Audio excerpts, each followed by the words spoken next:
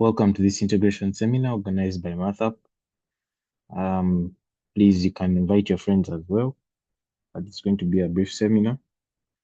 And we are going to cover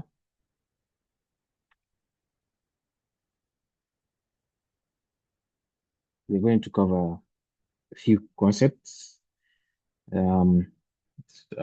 especially area bound by two functions, then the volume also enclosed by two functions. Then we're going to look at solving differential equations as well, but simple ones. Then there'll be a concept on mean value theorem and a few proofs here and there. And then, yeah, I think that will be it. So I think let's get into it with question 1.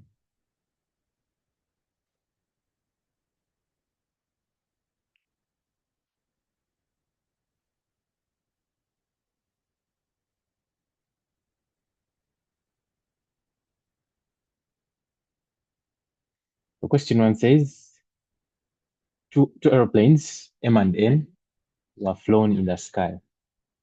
Plane M described the path y is equals to 20x minus 2x, and N described the path y is equals to 4x plus 14, where xy is a good reference with the plane in the sky. Find the area enclosed by the path of the two planes. I think we shall start this by sketching.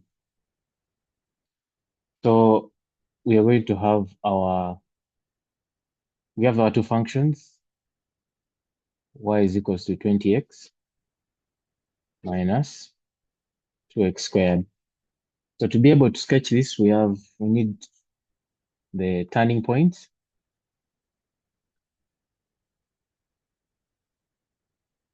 We need the turning point, and we need the intercept to give us a general view of this curve. We're not sketching accurately, but we are sketching to see what the area or the shape looks like, so that when we start doing the integration, we have an idea of where we're headed. So for the turning points,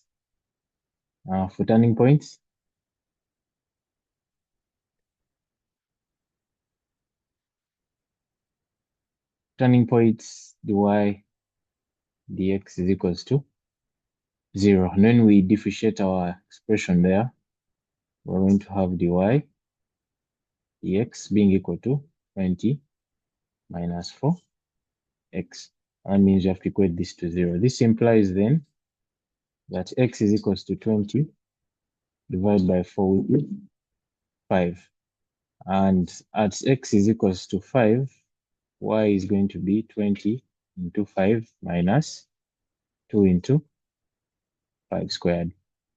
That's 100 minus 50, which is equals to 50. So our turning point is 550. Then our intercepts, at the intercepts, we have the x-intercepts and y-intercepts, but we need to, I think the most important ones would be the x-intercepts. So we shall have to find the x-intercepts, and that means at y equals 0, that we get the x-intercepts. So that implies 20x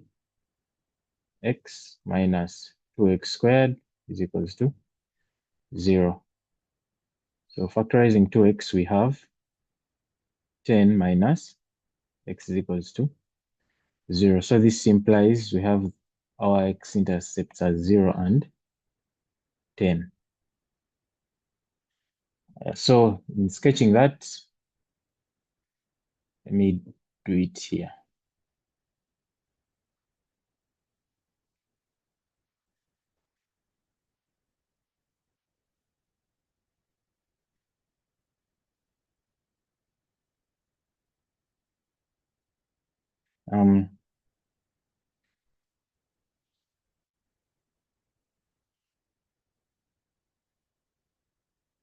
So we shall have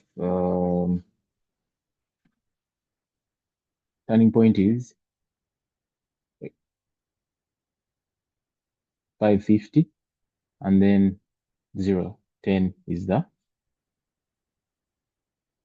the intercepts.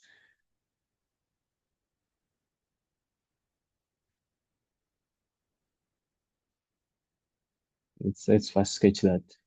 Intercept 0 and 10. So we have something like this, where this is 0, this is 10, and this is our turning point, 550.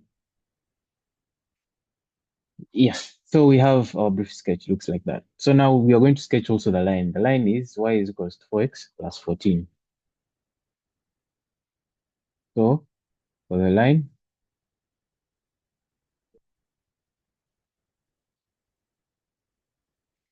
we also need its intercepts. That means we have to find the value of y at x equals to 0. So at x is 0, y is definitely 14. So 14 is somewhere here. In comparison with this 50, 14 is somewhere there.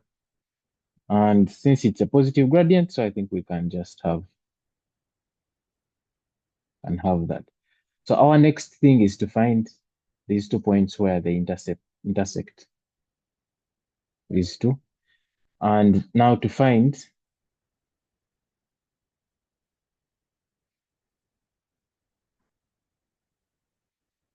the points of intersection occur, the points of intersection occur when these two functions are equal. That means you're going to just equate the two and then find the values of x. So that means 20x minus 2x squared has to be equals to 4x plus 14. So we have to rearrange this, but we can first of all divide through by 2 because 2 is common factor. So we have 10x minus x squared is equals to 2x plus 7.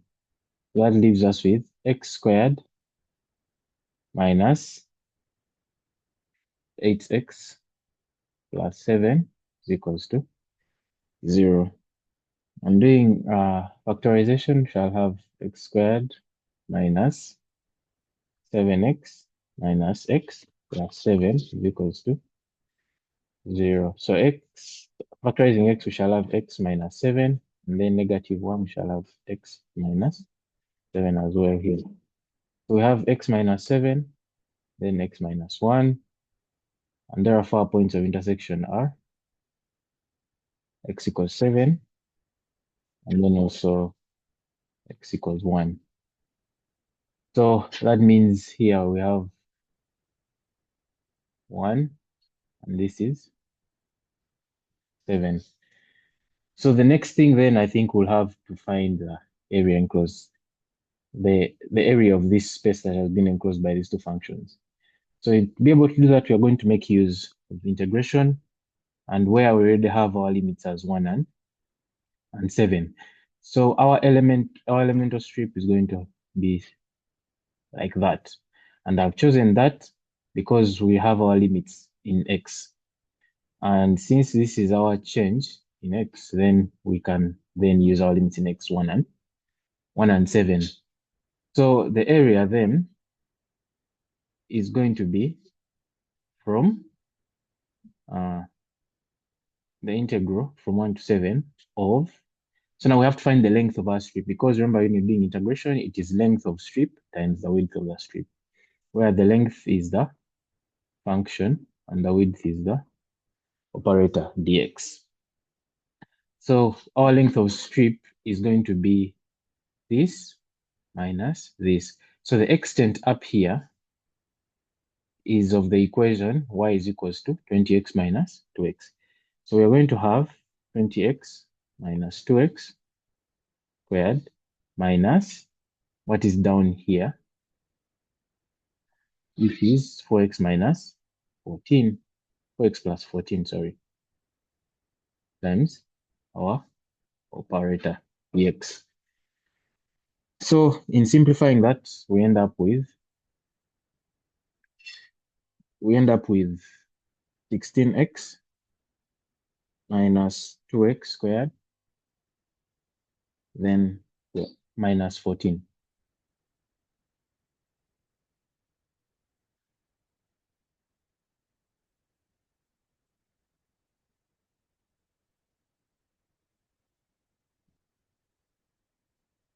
minus 14 dx.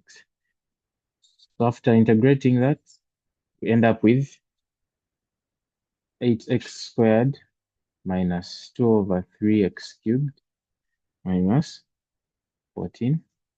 And we are applying 1 as the lower limit and 7 as the upper limit.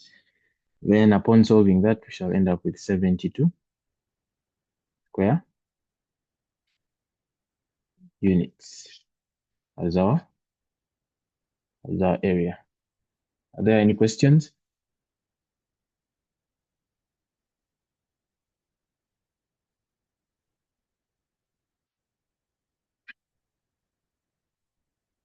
If there are no questions, I think let's move to number 2.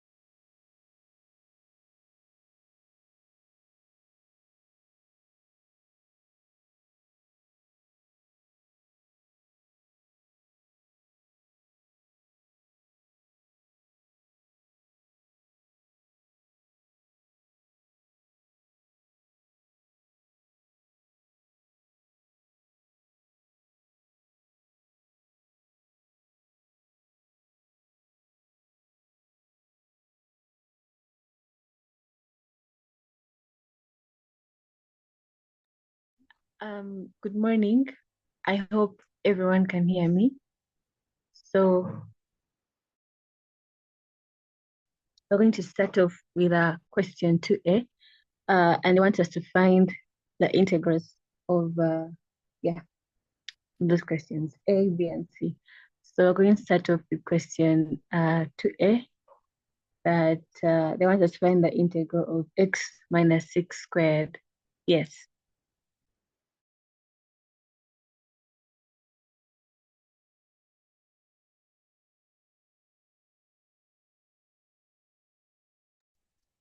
Okay, so first things first. Whenever they give us an integral of something like x minus 6 squared, or if it's cubed, anything like that, we have to expand the brackets and get a foreign polynomial of powers of expression x the power n. Yes. And yes, so I first expanded x minus 6 squared, which gives us x squared minus 12x plus 36, correct? Then we go ahead and find the integral of that whole expansion of x squared minus 12x plus 36, each term separately. So if we integrate x squared, we get x cubed out of 3, because yes. And then for 12x, we are going to get we're going to get 6x squared, and for 36 we get 36x, and then we have to add the constant c plus c. Yes. I hope everyone can hear me. I show you my internet. Yes, we can hear you. Okay. I hope you all got that. Any questions?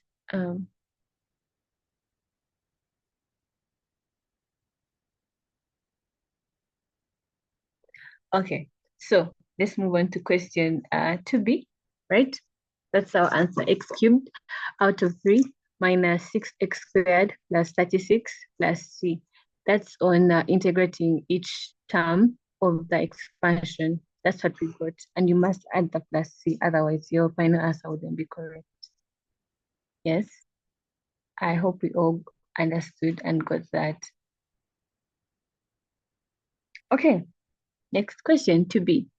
2B wanted us to find the integral of 6x squared minus 1 dx, but then with limits from 1 to 2. Yes, so we first integrate. Oh my goodness. We first integrate 6x squared minus 1 separately. And when we integrate that, we have our solution gives us 2x cubed minus x, right? So from 6, 2 plus 1, 3, get the power divided. So we have 2x cubed minus x, the limits from 1 to 2. And we apply those limits. And we shall have 2 times 2 cubed minus 2 minus 2 times 1 cubed minus 1. Yeah. And that will give us 14 minus 1, which gives us the solution as 13. Yes, I hope we also got that. Yes. Oh God, if I'm moving fast, please tell me. Question 2C asked us to find the integral of x plus 1 times x plus 2 times x plus 3 dx, of given the limits 0 to 1. Yeah. Question. Oh, you want to get just to try the numbers. Someone said, please repeat. Okay, let me repeat. Repeat which one? Um,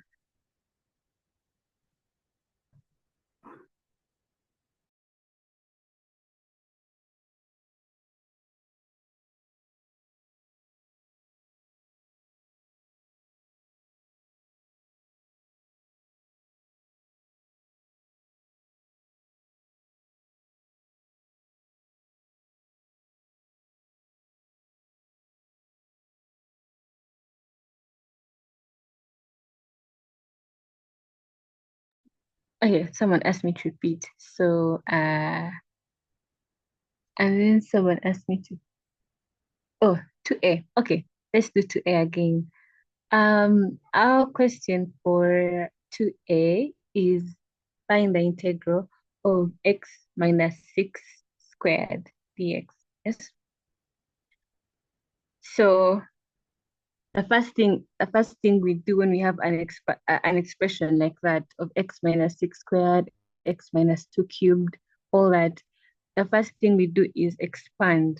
Yes, you expand the expression so that it becomes easier to integrate the different terms together, because we can't integrate that whole term at once. Yeah. Yes. So I first expanded x minus 6 squared, and that gave me x squared minus 12x plus 36. Yes. And then after that, we go ahead and find the integral of each term of that expression. So we integrate x squared, we integrate minus 12x, we integrate plus 36 with respect to x. Yes. So on doing that, we are going to get, once you integrate x squared, you add plus 1 to the power of x, and then you divide that by, yes, divide that by x. So it's x cubed out of 3. Yes.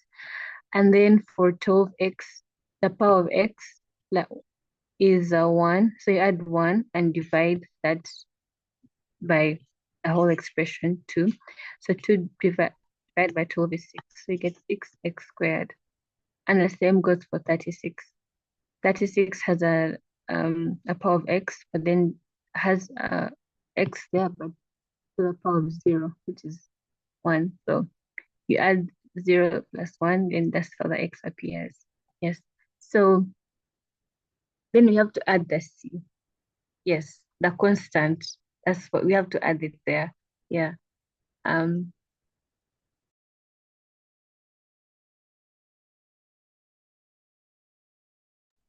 Okay, yes. So since this is an indefinite integral, we must always include the constant of integration c. Yes. So I hope the person who asked about 2a got that. And we have the same answer.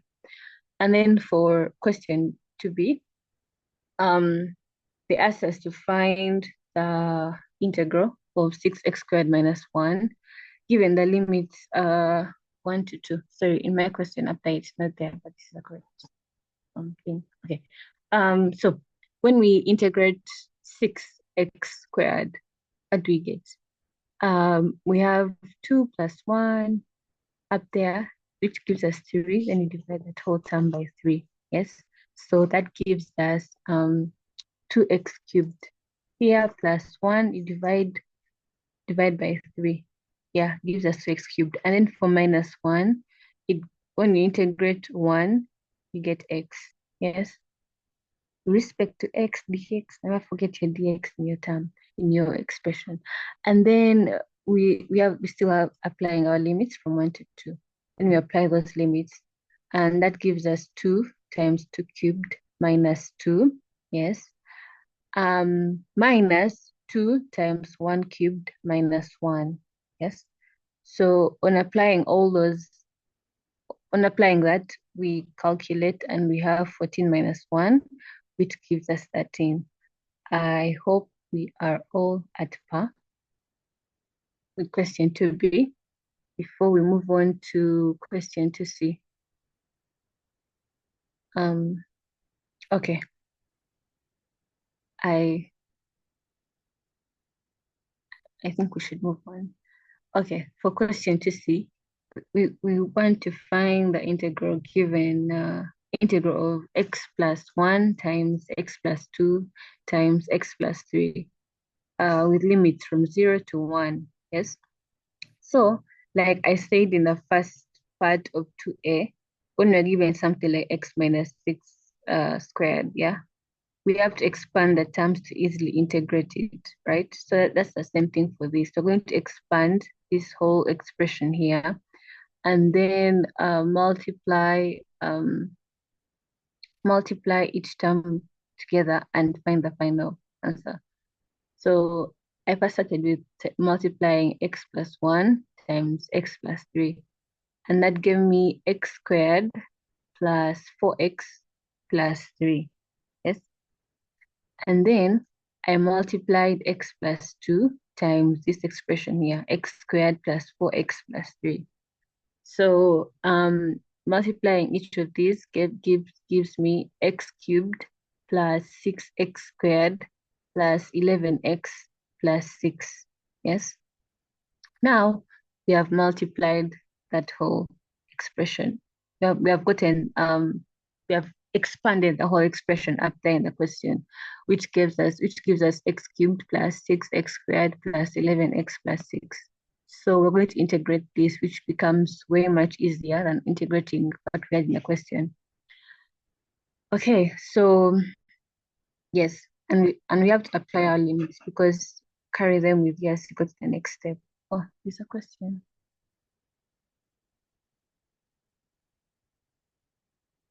Can you please?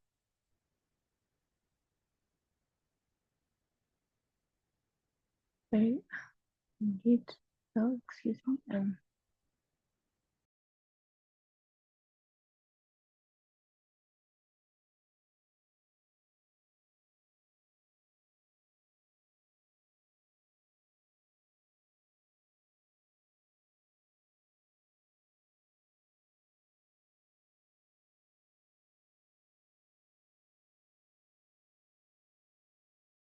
The question is for number 3 and for number 2. So, um, yes, proceeding forth. So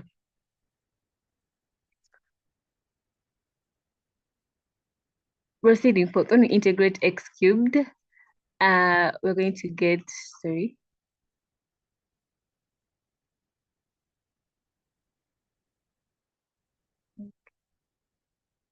Yes, we're going to get x to the power 4 out of 4. Then for 6x squared, we're going to get 2x cubed.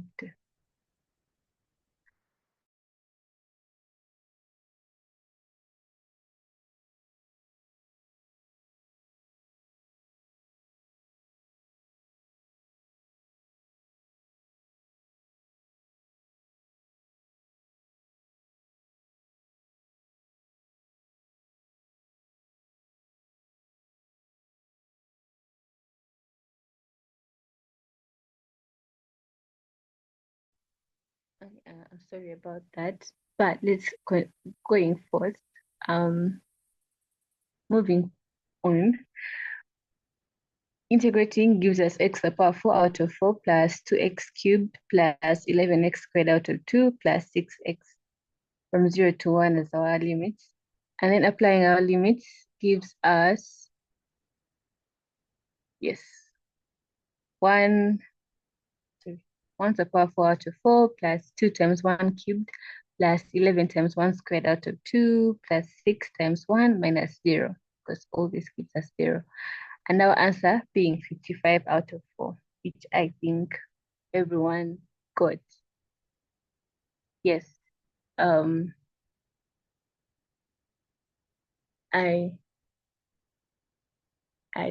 Yes, I think not seeing any questions. So success in your exams. Thank you.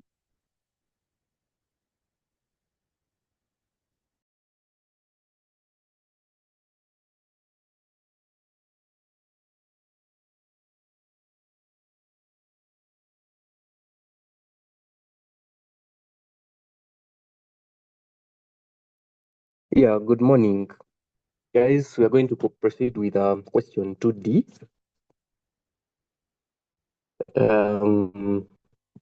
which was also still on integration. So for 2D, we have, let's integrate that fraction. So every time we're integrating fraction, remember there are different techniques we can use for integration. Previously, we've been working with just polynomials. But yeah, you are just expanding and integrating the normal integration of increasing the power by 1 and dividing by the new power. But then in this case, we have a fraction having those unknowns in terms of x. So we have to go through our techniques and tell the best technique to use. So I look at that fraction. The denominator is not a derivative of the numerator, so I can't use a function that is variable. Yeah, but I can use partial fractions. I can use partial fractions, as you can see. So every time we are going to use partial fractions, we first of all need to tell if the fraction is proper or improper by basing on the highest degree in the numerator and the denominator. So when I look at that fraction, the highest degree in our numerator is 2. Then for our denominator, if I expand that fraction, I'll get 3 as the highest degree, which means that our fraction is a proper fraction. Yes. So in case it was an improper fraction, we would have started by dividing. But here we shall just go straight into. So we have 5x squared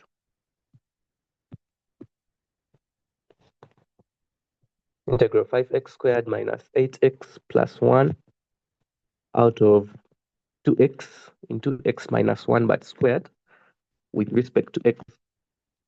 Yeah, first of all, I can start by factoring out that 2 in the denominator to give us a half into the integral of 5x squared minus 8x plus 1 out of x into x minus 1 squared dx. You can choose to work with that 2, but I've chosen to factor it out just to make my work a little easier.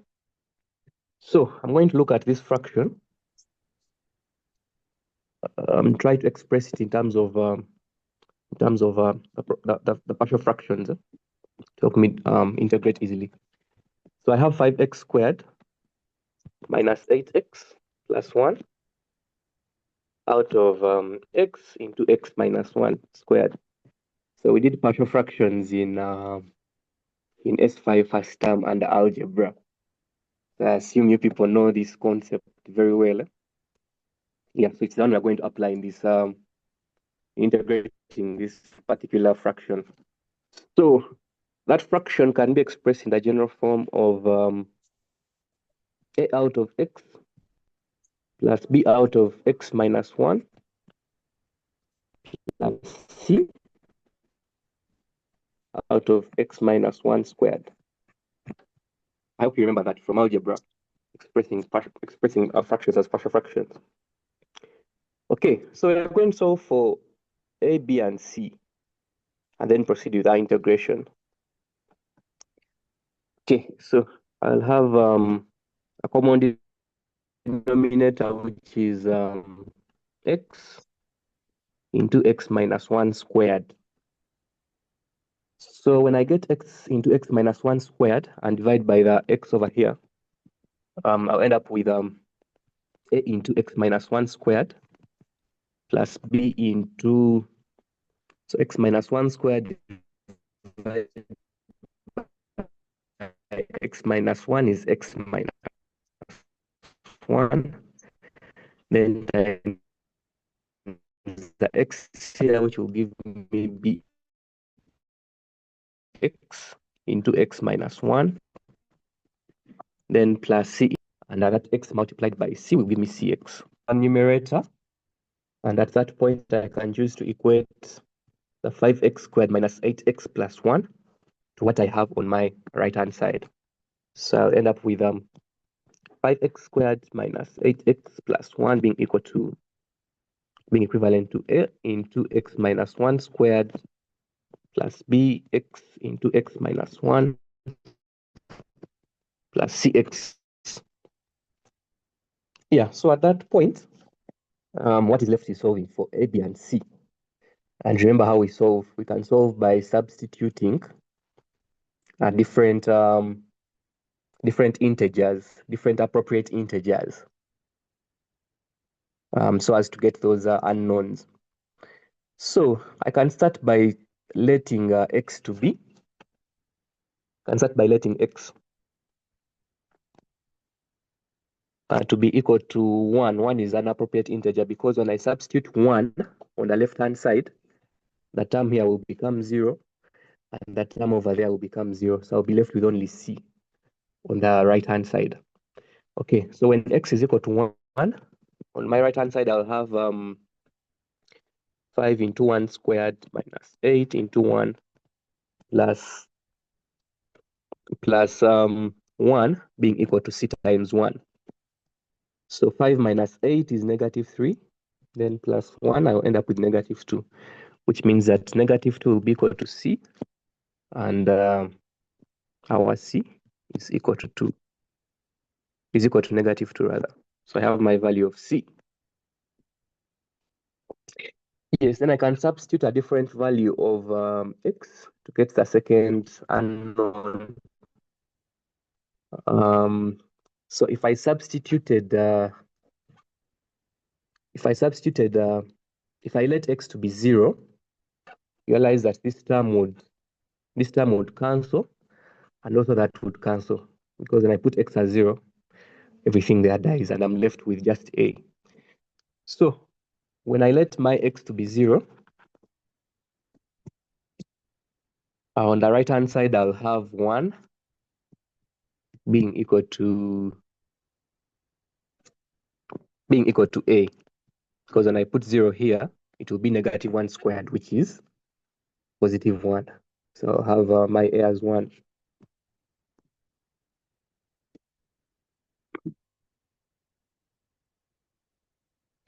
Yes. So we already have 2 unknowns out of 3. I have the value of a and the value of c. To get the value of b, I can let x be any integer, because I already have the other 2 unknowns. So I'll let my x be equal to -1. I don't want to use a very big integer. Let me just use -1. So let x be equal to -1. So when I substitute -1 on the right-hand side and left-hand side, I'll end up with 5 into -1 squared minus 8 into -1 plus 1 being equal to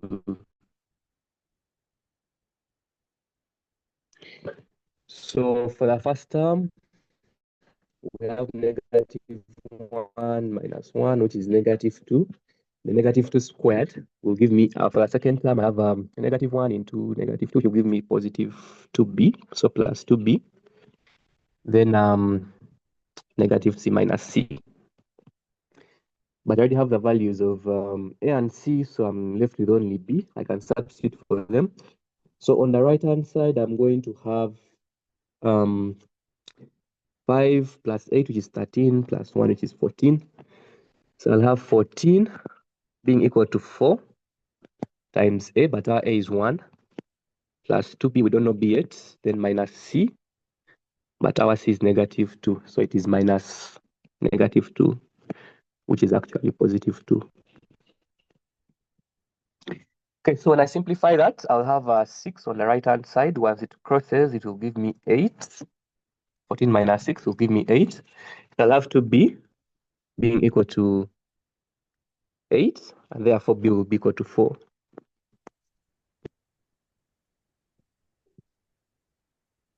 I hope we are still together, guys, up to that point. Okay, silence means we are together. So after getting those unknowns, a, b, and c, I'll go back and put them in this step here. I'll go back to that step and substitute those values.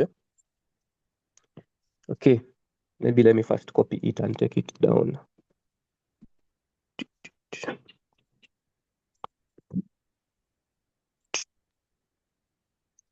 Okay, so we're going back to that and filling in the values of a, b, and c. So it means that 5x squared minus 8x plus 1 out of x into x minus 1 but squared can be is actually equivalent to 1 out of x plus 4 out of x minus 1. Then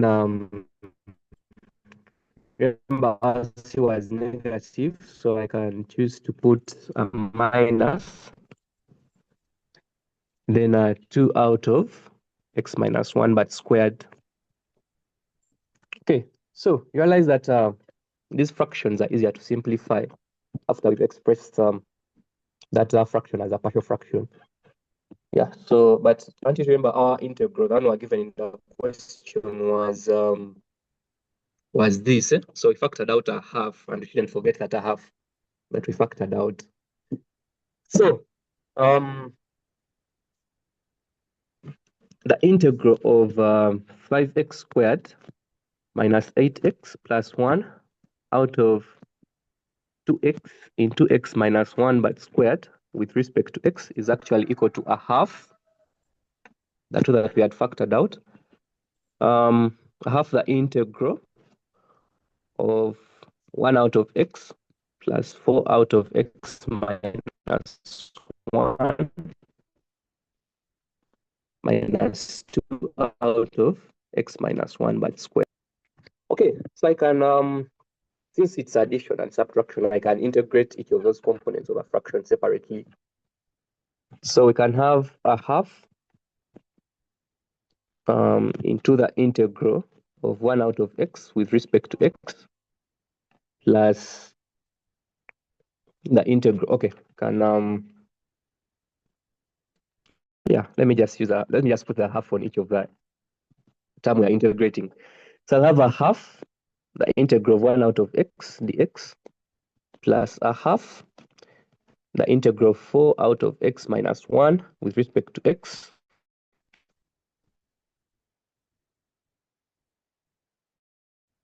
minus a half the integral of 2 out of x minus 1 with respect to x. For the first term, 1 out of x with respect to x. So for the integral of 1 out of x with respect to x, that's a standard integral. When you integrate 1 out of x, you get ln of x. So for that, we shall get ln of x plus c. Since it's an indefinite integral, we put the constant of integration c. Then for the second bit, let me first leave out the half.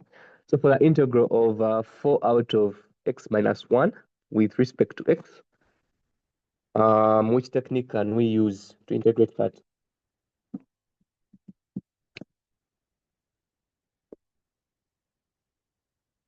Which technique can we use? Okay, maybe to save time. For that integral, we can still use natural log because it's one out of our unknown, which is x minus 1. So I can still use natural log to integrate that. So actually, I can factor out that 4 and have it as 4 in the integral of 1 out of x minus 1 with respect to x. So I can let my denominator to be equal to another constant u. So let x minus 1 be equal to u, which means that, or let u equal to x minus 1, whatever works for you. Let u equal to x minus 1, which means that du dx is equal to 1. And therefore dx or du is equal to dx. Okay, so it means that the integral of 4 out of x minus 1 with respect to x is equal to 4 times the integral of 1 out of u with respect to du. I've just changed the variables to make my integration easier. Still, you see that natural log is coming up. We're having 1 out of u. And when you integrate 1 out of u, you get ln of u. So it means that that integral will be equal to 4 ln of u plus the arbitrary plus the constant of integration c. Okay, but we are integrating with respect to x.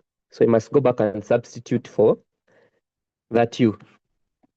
And we shall have our integral of 4 out of x minus 1 with respect to x as 4 ln of u, but u is actually x minus 1 plus c. So that's for the second bit of our integral. And then for the last bit, for the last bit was for 2 out of x minus 1. For integral of 2 out of x minus 1 with respect to x, we shall use the same technique. Shall use the same technique. Yes? Squared. Oh, it was squared. Sorry.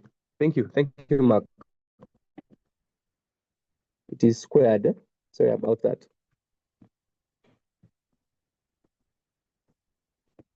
Okay, it is squared.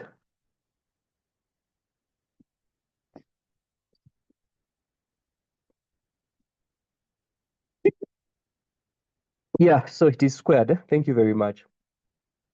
So in that case, we can still let, because expanding that won't help you to just make the term actually bulkier. So we can just let our denominator to be equal to, so we can let our x minus 1 to be equal to u. Because you realize if it's equal to u, I'll have it as 2 out of u squared, and that can easily be integrated. Okay, so when I differentiate that, I'll have dx du as 1, which means that dx is equal to du. Okay.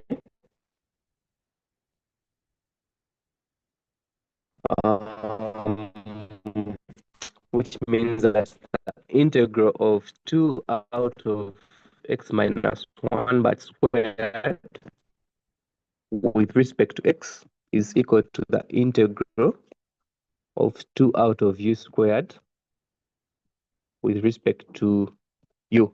And forget here, we don't use natural log. So we can write that as an integral of 2 times u power negative 2 with respect to u. Yeah, so At that step, we can use the basic integration, increase the power by 1 and divide by the new power. So when I increase the power by 1, our new power will become -1. And when I divide by that new power, I'll end up with -2u power -1 plus c, which can be written as -2 out of u plus c. But our u was equal to x minus 1. So when I substitute for that u, I'll end up with a -2 out of x minus 1 plus c as the integral of 2 out of x minus 1 squared with respect to x. Okay, this number is a little lengthy, but I hope you are still together. So I found the individual integrals of these terms we had here. So I'll just go back to that step and plant in those integrals. Yeah. So it means that the integral of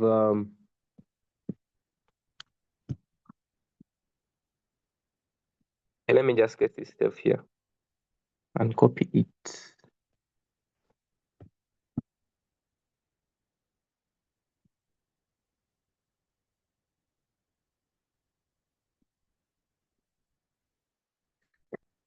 Yeah, so I have gotten these individual integrals, 1 out of x, 4 out of x minus 1, and 2 out of x minus 1 squared.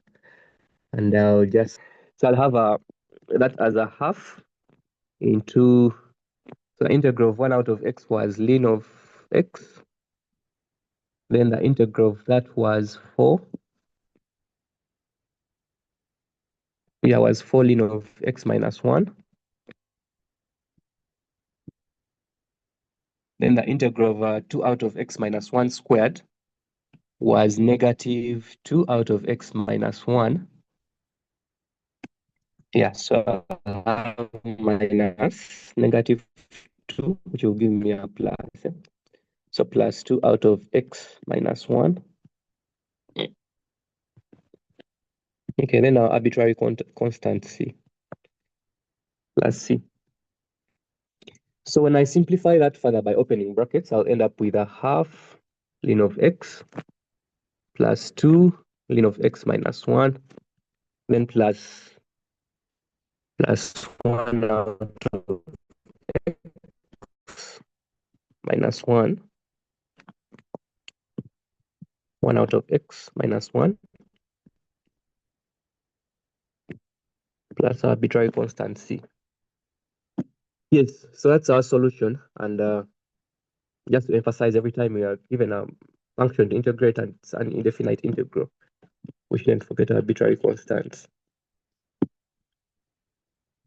Yeah, I hope that was clear to everyone.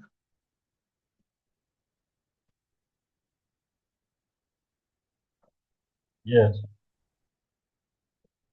All right. Yeah, so I'll stop sharing and we shall move to the next question.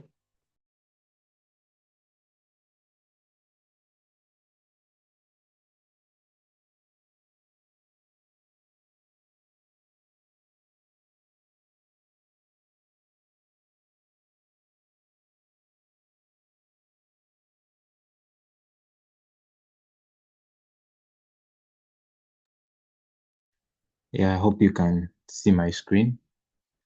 We're going to move to question 3, which says find the mean value of y is equals to x into 1 plus x. I need confirmation if you can see my screen. You can just send a reaction. You can unmute and let me know.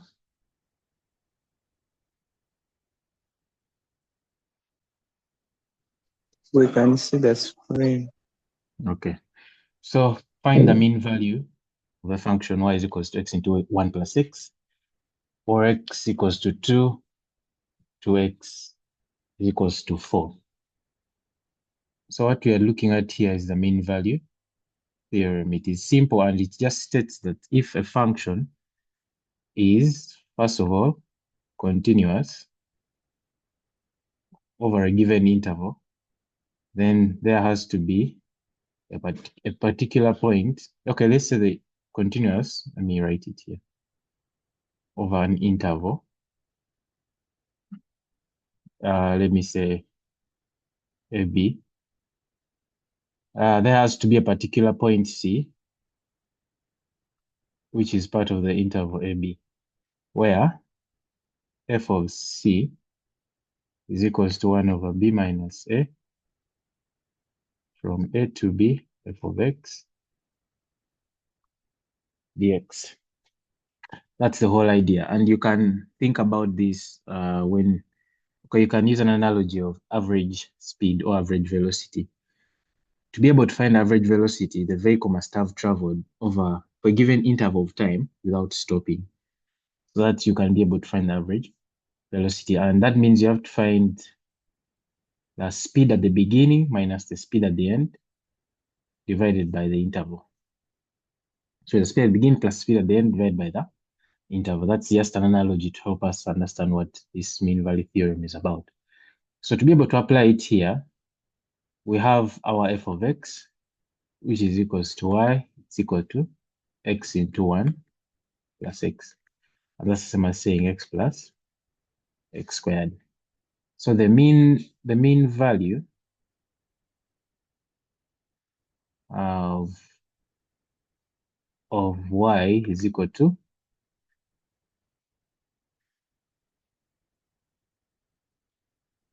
the mean value of y is going to be equal to 1 divided by 4 minus 2 from 2 to 4 x plus x squared dx. And that's going to be as simple as solving that integral, which is going to give us 1 over 2. And in here we shall have x squared over 2 plus x cubed over 3 from 2 to 4. Solving that is going to give us 37 over 3.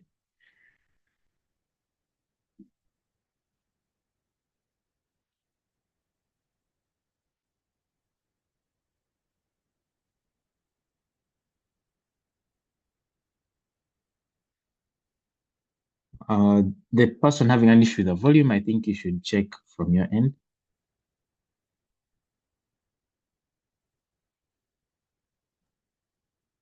So when is the lesson ending?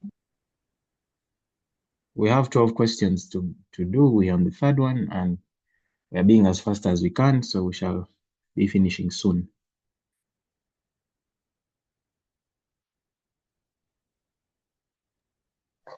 Okay.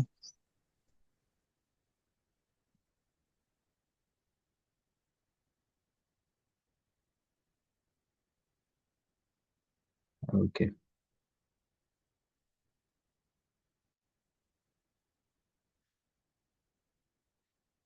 So I think that is it for number 3. I think let's go to number 4. Number 4 is about area on the curve or area bound by 2 equations. So it says find the area bound by the curve y is equals to 5x minus x squared. And the line y is equals to x. So this is just similar to our first question. It's going to involve us finding a sketch. You may not need the sketch, but however, the sketch gives you the visual representation of what this area looks like, so that when you're integrating, you can avoid mistakes. So for the equation, y is equals to 5x minus x squared, let's get our turning point. Because it's a parabolic equation, so our turning point is dy dx, happens at the dy dx being equal to 0. So our dy dx here is 5 minus 2x. And that gives us x as 2.5, or 5 over 2. Then our next thing is to know the x-intercepts. Where does this curve cross the x-intercepts? And it crosses at y is equals to 0. So that implies that 5x minus x squared is equals to 0.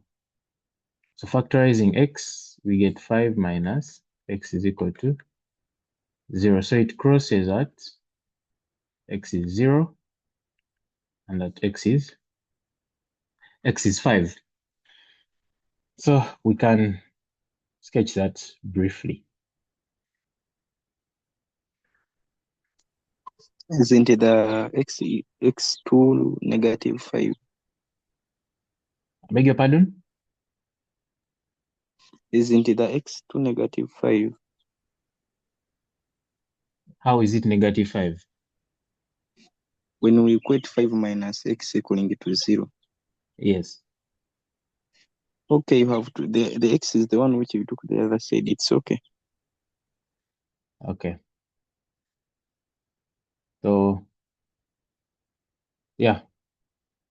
And since our curve has the coefficient of the x squared term is negative, tells us that the curve opens downwards. In other words, it has a maximum point.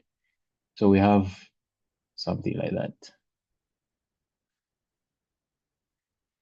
So this is our function, y is equals to 5x minus x squared. Yeah, and then our line y is equals to x. That's a simple line. It's just that.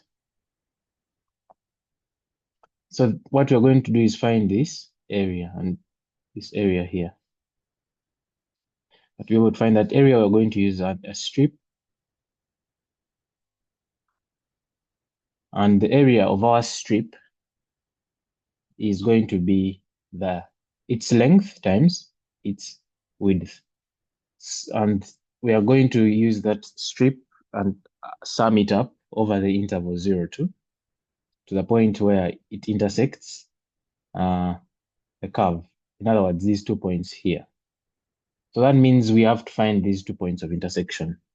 So points of intersection.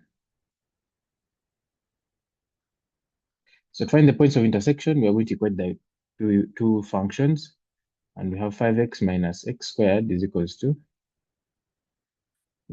x. That's going to give us x squared minus 4x is equal to 0. And x, factorizing x, we shall have x into x minus 4 is 0.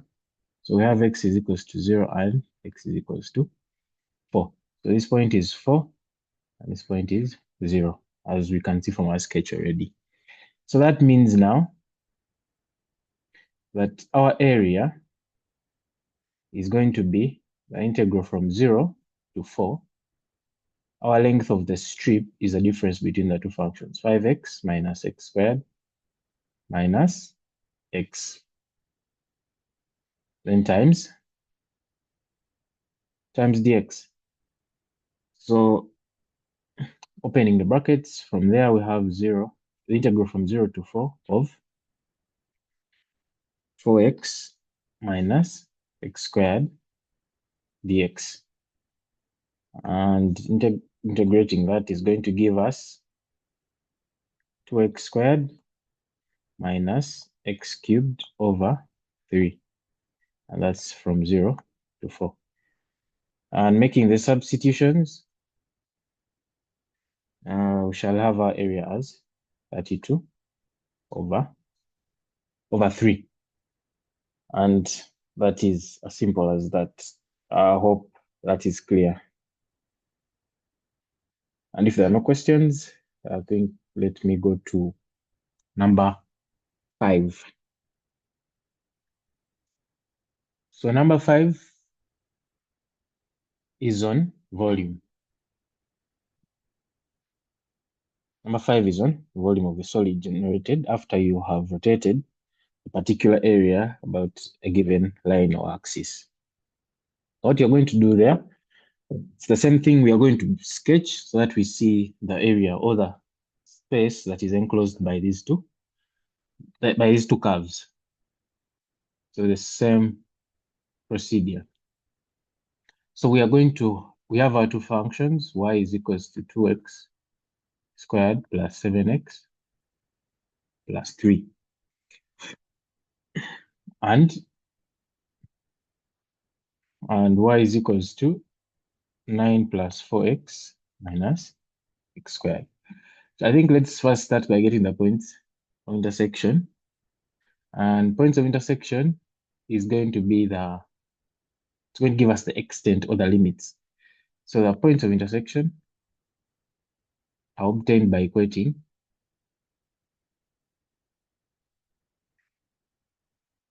the two functions.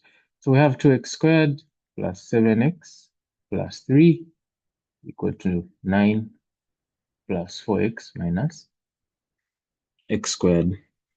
Simplifying this or collecting like terms, we have 3x squared plus 3x minus 6 is equal to 0. 3 is a common factor, so we can divide all through by 3 and we end up with x squared plus x minus 2 is equal to 0. And factorizing that, we end up with x plus 2 into x minus 1 is equal to 0, because this gives us x squared plus 2x minus x minus 2. And when you take these two terms and these two, and you factorize the like terms, then you end up with what we have down here. So our points of intersection, x1 is going to be -2, and x2 is going to be 1.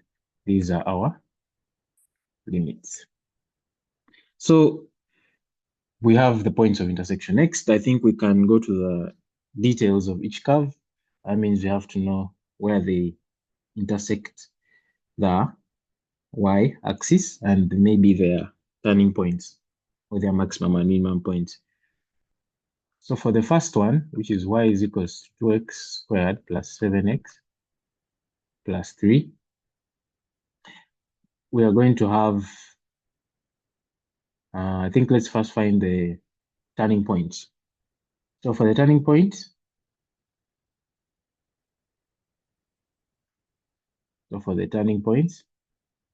dy dx is equal to 0. So differentiating that function, we end up with 4x plus 7 is equal to 0. And x is going to be -7 over 4, which is -1.75. I hope that's correct. So after having a turning point, we shall get into its intercepts. So we're finding the x intercept. So that would mean y has to be equal to 0.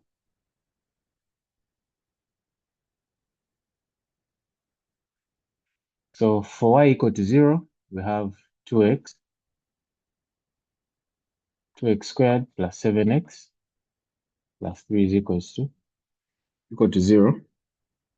And we can do factorization, but let's first expose what the 7x looks like.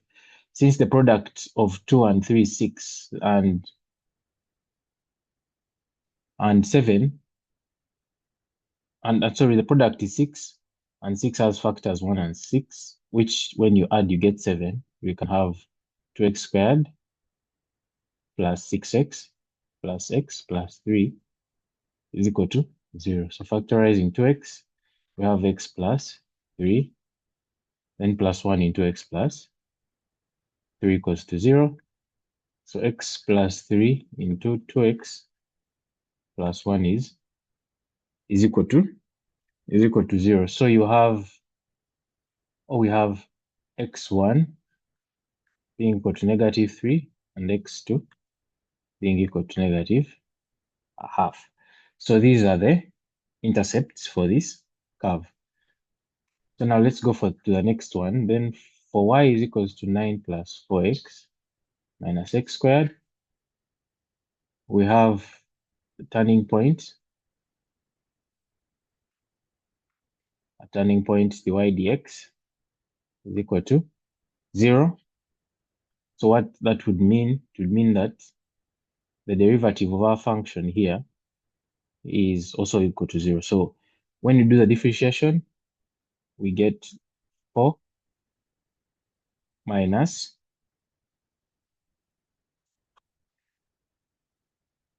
we get 4 minus 2x is equal to 0, giving us our x as 2. Then the x-intercepts, we shall have to equate the function to 0. So we have 9 plus 4x minus x squared is equal to 0. This we cannot easily factorize because 9 doesn't have factors which when you add or subtract you get 4. So I think either you use a calculator, I'm going to use a calculator. Get x1 as negative 1.61 and x2 as 5.61. You can help me check that. Yeah, so we have all the details of all the curves, and what is left is to sketch. And after sketching, we shall be able to find our volume. So sketch. You can see that. But wait.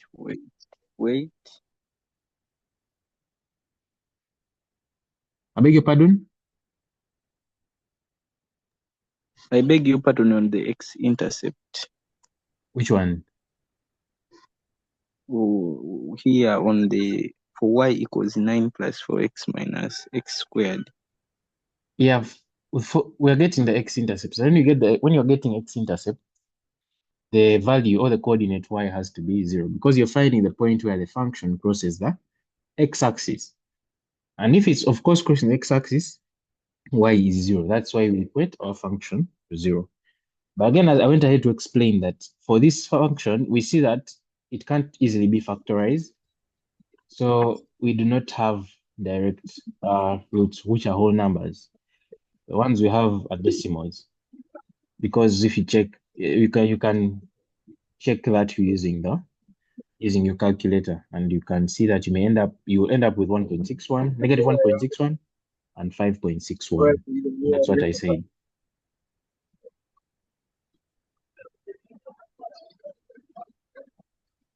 I hope that's okay. So, yes, let's sketch. As I was saying, you can see that most of these points lie on the negative side of the x-axis. So we have, I think let's sketch the first one. The first one is y equals 2x squared plus 7x plus 3.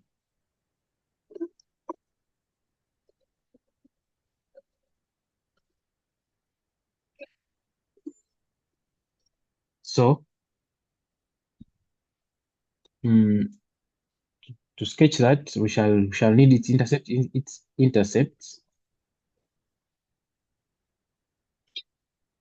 intercepts are negative 3 and negative 0.5. So we have here negative 3, negative 0.5. And then we also have its turning point as negative 1.75. So our curve looks like this, something like this. Something like that. Just negative 1.75. So this is y is equals to 2x squared plus 7x plus 3. The next curve we're going to sketch is y equals 9 plus 4x minus x squared. Its turning point is 2. That is on this other side. So it's around here. And then its intercepts, we have negative 1.61, which could be around here. And then 5.61, which could be around here. So we shall have this, something like this.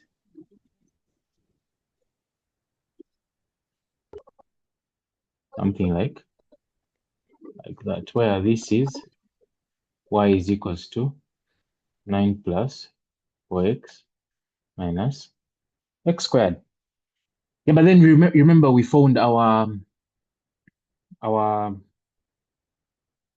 what do they call it? Our limits, our points of intersection. So that means this is our -2. And then this is supposed to be somewhere here. Maybe just let me just correct sketch around here. So we have something like that. And this is our point 1. So our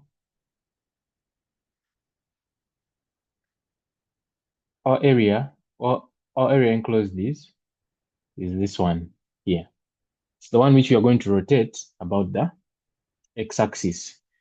And when you're finding these volumes, the general formula, you have that, let me write it just up here. The volume is equals to pi from A to B of the length of the strip, let me call it y squared dx. And that's from a derivation which you can look up. But then the idea is you have pi, and then you have the length of the strip squared and times dx. So our length of strip here, we're going to have to subtract is from between this and that, and it's bound by these two curves. So maybe we can just get length of strip. It's going to be, the upper one is 2x. So the upper one is, sorry about that.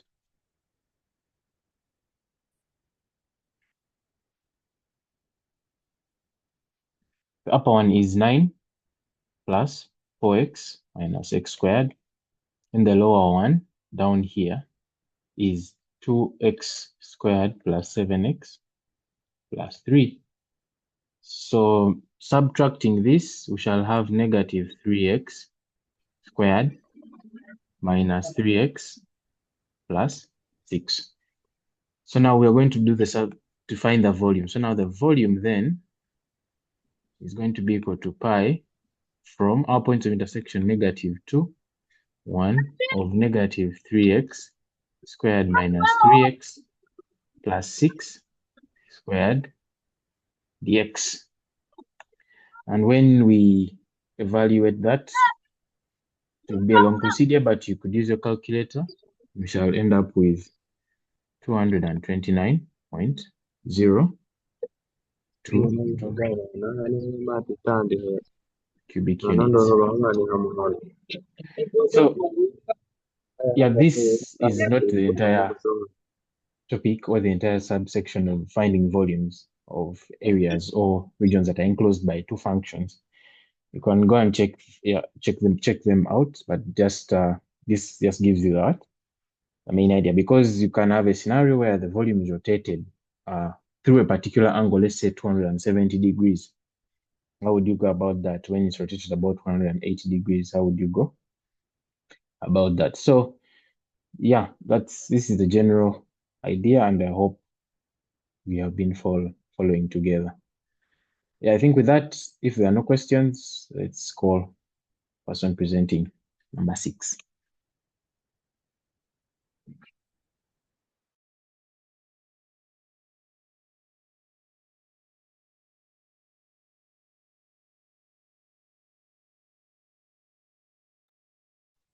Yes, sir. Wait. The other question that we have just shifted. I had something to ask. Yes, please. The other question we just shifted. I had something to ask. Yes. On the other, was it where we've drawn the curves? Yes, please. Is it a must that the curves I must put both of them on the same graph, or sometimes we have to separate? Okay, you can. It depends on what the question wants, honestly. However, it's more common for you to have them on the same graph because you are required to, it's important for you to know the region that is being enclosed by these two curves or these two functions. You get? Yes. So you will not know this region if you do not put these curves on the same coordinate axis on the same graph. Now, how do I know which method to use while finding the area? Because I can say that for you, you are integrating. But let's assume, for example, the area enclosed it forms something like a trapezium. Then how Yes. do I go about it? I think here we are finding the volume, but if you're asking how would you find the area, then No, I think like that would the be now volume. easy. How would you find the Now, volume? is this formula for the volume, is it constant? That's That okay. This it's is given. generic. This is the general one. But of course, there are those special cases, like if you have a definite region, which forms like a trapezium, as you've said, yeah, it becomes easier for you to find the volume. Like you can now modify the expression for to help you find that. And I think maybe we shall address this after going through these other questions because it's something that I think it's something that is a bit lengthy to discuss. But then let's first allow us to finish these questions that are left. Then I think we shall discuss it after, if that's okay. Okay. Got it. Excuse me. Yes, please. I'm confused about the integrals that we use to find the final volume, -2 and Yes. 1. What did we consider to choose them? -2 and 1 are the points of intersection, or they are the extents of the region. Remember, when we're starting this solution, we found the points of intersection here. Yes? It's here. So these points of intersection are -2 and 1. And when you sketch, and that's why the sketch is important. Yes, you'll have these curves, you'll have these values, but when you don't have the sketch, you do not have the impression or the idea of the region. So when we actually sketch this out, we see that for this particular region that is bound by these two curves, we see that -2 and -1 are the extreme coordinates or the extreme points. So those ones form our limits when we are going to do the rotation, or they form our limits for the integral. So it's important that you sketch this out because you may find that when you sketch, it's not -2 only or 1. You get, you could be given a function which has x power 3. These ones cross the x-axis thrice. So you may find that you have a region that is weird, like it is twice, like the region is split into two. So it's important that you sketch, it gives you those extents and it helps you know the limits which you'll use when you're applying your integrals. And for this one, it's just a simple one because as we found the points of intersection and as we check the limits, we see that -2 and +1 are the extremes, or they're the extents of extension of the shaded region. I hope that makes sense. Yes, it does. Thank you. Got it.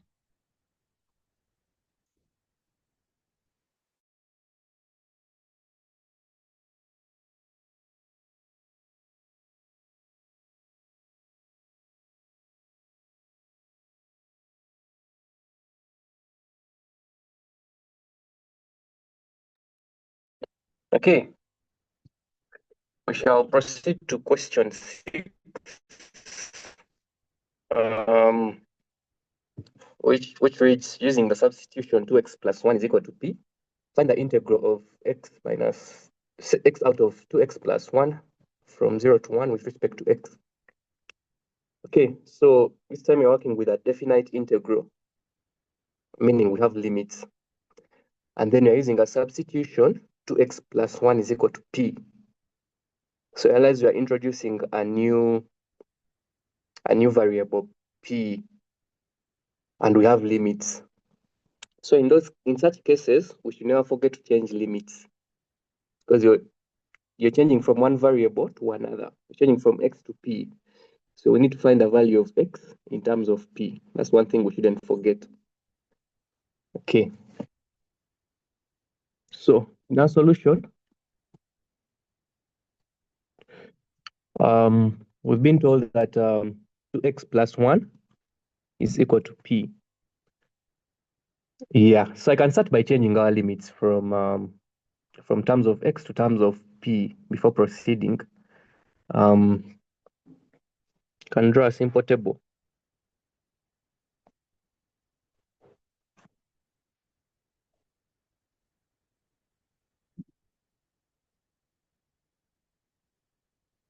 Okay, so I have x and I have p. So when x is equal to 0, I see that my p will be equal to 1 if I substitute 0 here. I'll have my p as 1, and when x is equal to 1, Where I'll is have my the p one as. coming from? So I'm substituting x here to get the value of p.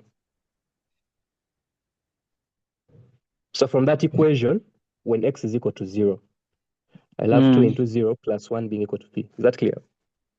Yes. Yes. Then when x is equal to 1, I'll have my p as 3. So I'll put the 3 there, which means that if I change the variable to p, those will be my new limits, 1 and 3. Okay. So I've been told that p is equal to 2x plus 1. So I can find the value of dp dx by differentiating that. So dp dx will be equal to 2. So I can find I can express the x in terms of dp to end up with the x as dp out of 2.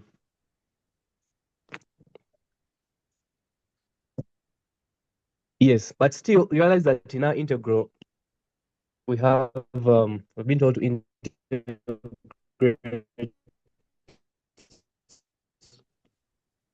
x out of 2x. So it means that I'll also need to know the value of x in terms of p.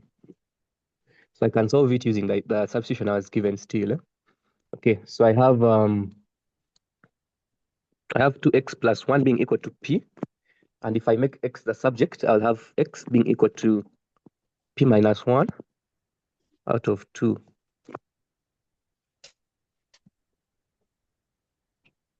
Okay, I can go back and substitute into the integral as given.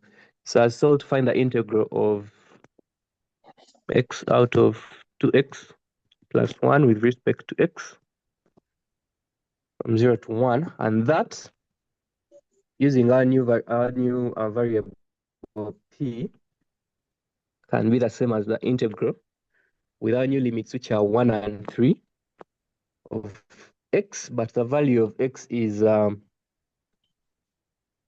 p minus 1 out of 2. So I'll have of p minus 1 out of 2. I'm getting feedback from someone. You can mute. Yeah, p minus 1 out of 2. Then out of 2x plus 1, but the value of 2x plus 1 is p. That's substitution we're given. So out of p times, okay, with respect to x, but yeah, the x is now dp out of 2. So this is dp. Sorry about the background noise. dp out of 2. Okay, so when I simplify that, I'll have integral from 1 out of 3 of p minus 1 out of 2p with respect to p. It's out of 4p actually, because we have a 2 in the numerator which is going down and multiplying with 2 to give us a 4p. Okay, I can factor out the 4 in the denominator to end up with a quarter. You have left me somewhere here. Okay, where? Up here, where this one, the integral from 1 to 3, then p minus 1 over 2 over p times dp over 2. Oh, so I'm just substituting for each of these terms because I've changed from x to p. So the value of x is here. It is p out of 2 from the substitution we're given. Yes. Which is what I've put here. Then out of, we're given a substitution as 2x plus 1 is equal to p. So out of 2x plus 1, this 2x plus 1 is the p here. Then times the x. But we saw the x in terms of the p is the x. Sorry, the x is equal to the p out of 2, which is what I have here. But down you have p, eh? And yeah, the value of p is 2x plus 1. It's the one. Okay. I got it. Okay. Okay. Then when I simplify that, I'll have integral from 1 to 3. This p will go down. So I'll have p minus 1 out of 2p. Then that 2p will be multiplied by to give me 4p. Excuse me. Integrating with respect to p. Yes, Rose. We had, okay, at the beginning we had limits of 0 and 1. How did they turn from that to 1 and 3? So that's the very first step we started with. Oh shit. Remember, we're given what? The integral we're given in the question is in terms of x. But then we're introducing a new variable p. Oh, now, okay. Since it was a definite integral, we had to change the limits from terms of x to terms of p. Is what I did here in the very first step. Okay, thank you. Yeah, but what some people do is that they first abandon the limits and first integrate and bring in the limits later in terms of x after expressing everything in terms of x. That also work. Isn't there another formula that doesn't require me changing the limit? You can choose to drop the limits first and work out your question as an indefinite integral, then bring in the limits at the end. Okay. Yeah, but you have to first ignore them and bring them at the end. Yeah. Okay. So you realize that this one is easier to integrate. I can first of all factor out that 4 to give me a quarter times the integral from 1 to 3 of p minus 1 out of p with respect to p. Okay. So the integral from 0 to 1 of x out of 2x plus 1 with respect to x is the same as a quarter times the integral from 1 to 3. So yeah, I can split that into two fractions of 1, p divided by p is 1, then minus the integral from 1 to 3 of 1 out of p. So it is 1 with respect to p, then minus the integral of 1 out of p from 1 to 3 with respect to p. Okay. So I'll have a quarter into, so the integral of 1 with respect to p will be p, but then I have limits. So I'll have from 1 to 3, then minus the integral of 1 out of p with respect to p is ln of p. But then we have limits from 1 to 3.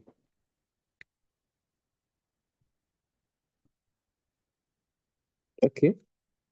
Then we can substitute those limits. We shall have a quarter into 3 minus 1 minus a quarter into ln of 3 minus ln of 1.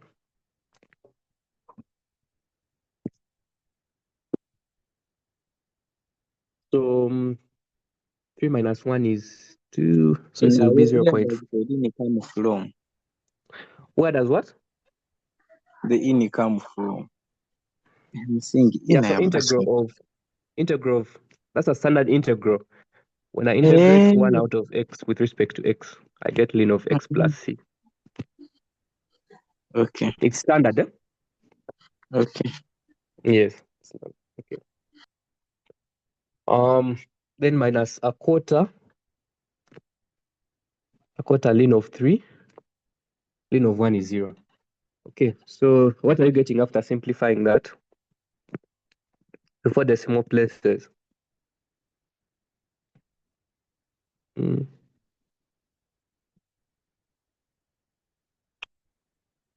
Okay, I'm getting a 0.2253 to 4 decimal places.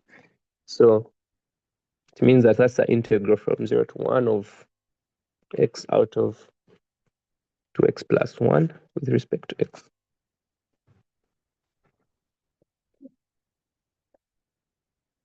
So I hope that has been clear to everyone. No, wait a moment. Wait a moment up here. Okay.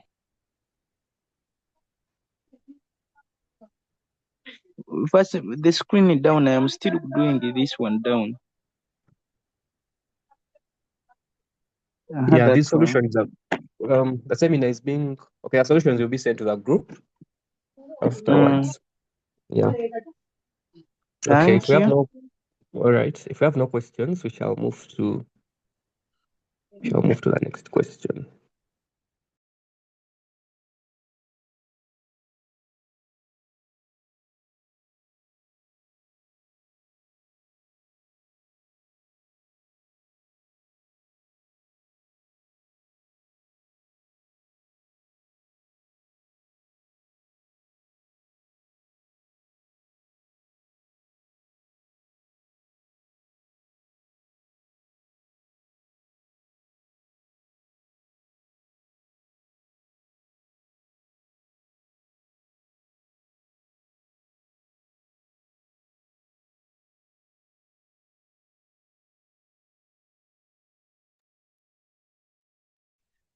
Okay.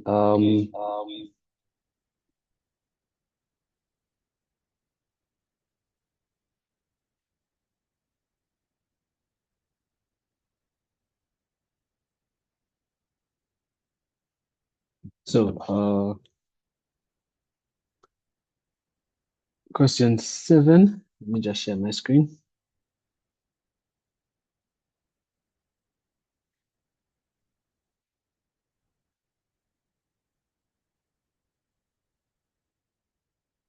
To find the area enclosed between the two curves, y is equal to 4 minus x squared, and y is equal to x squared minus 2x.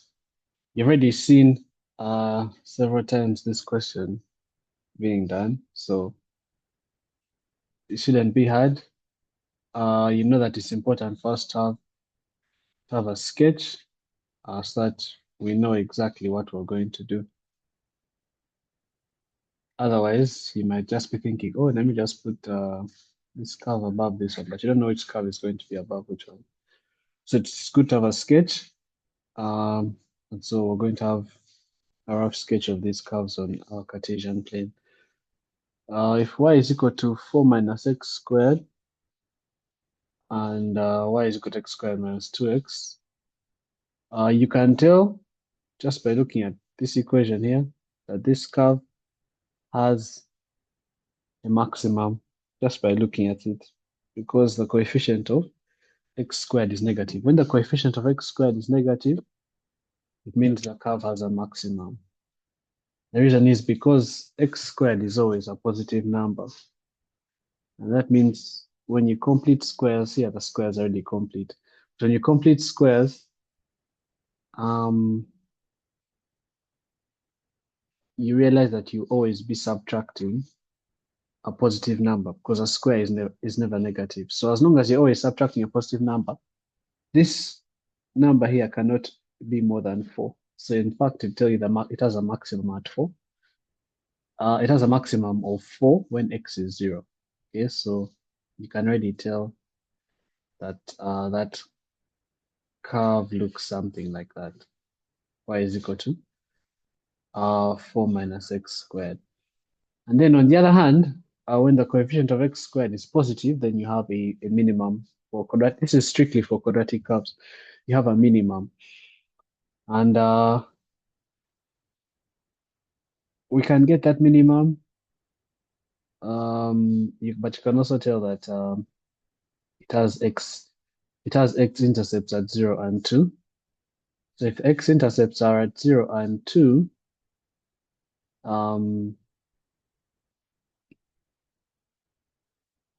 if x intercepts are at 0 and 2, again, I know that when x is 2, on this other curve, y is going to be 0. If I substitute 2 in there, you'll see that when x is 2, y is 0. So when x is 2 on the second curve, x squared minus 2x, y is also 0. So the minimum should be between 0 and 2. It's actually the minimum is actually 1 if we differentiate, because when you differentiate, this is 2x minus 2.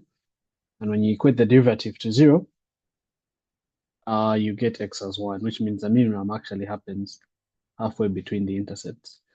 And so our curve looks something like this.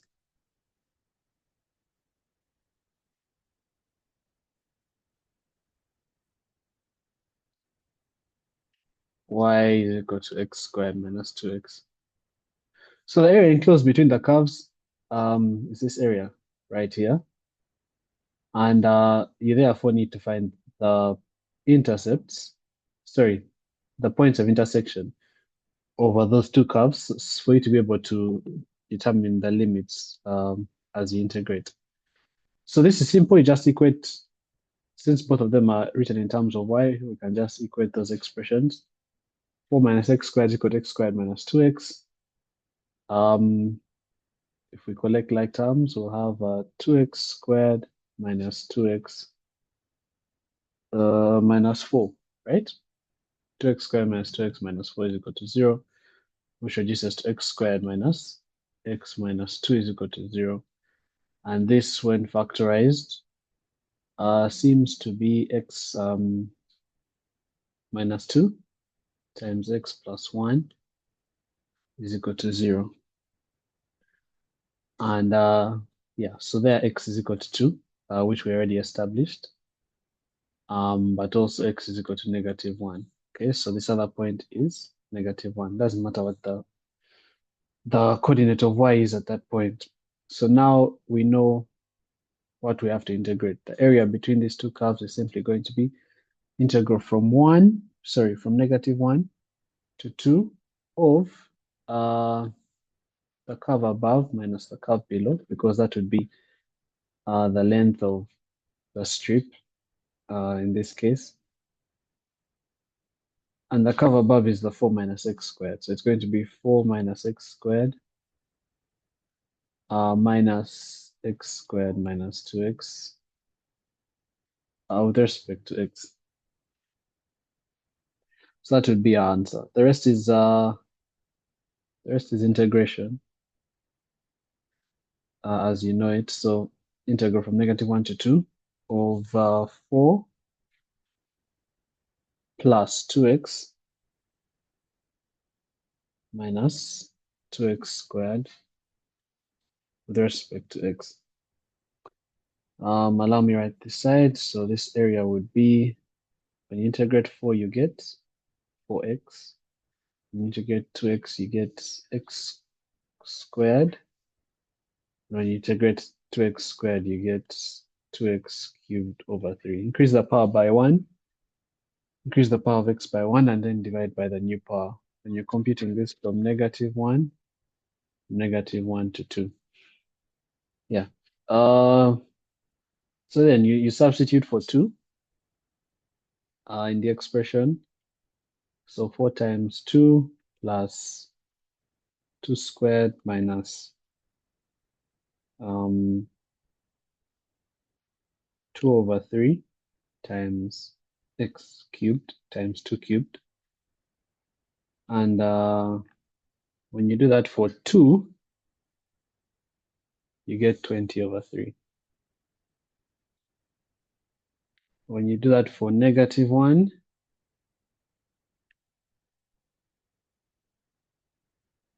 you get -7 over 3. And so this results in 27 over 3, which is 9 square units.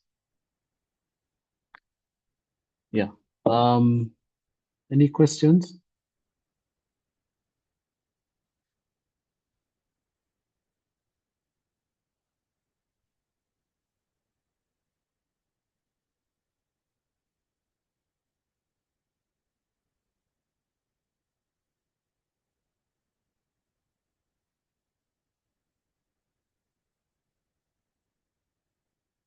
There's a hand up.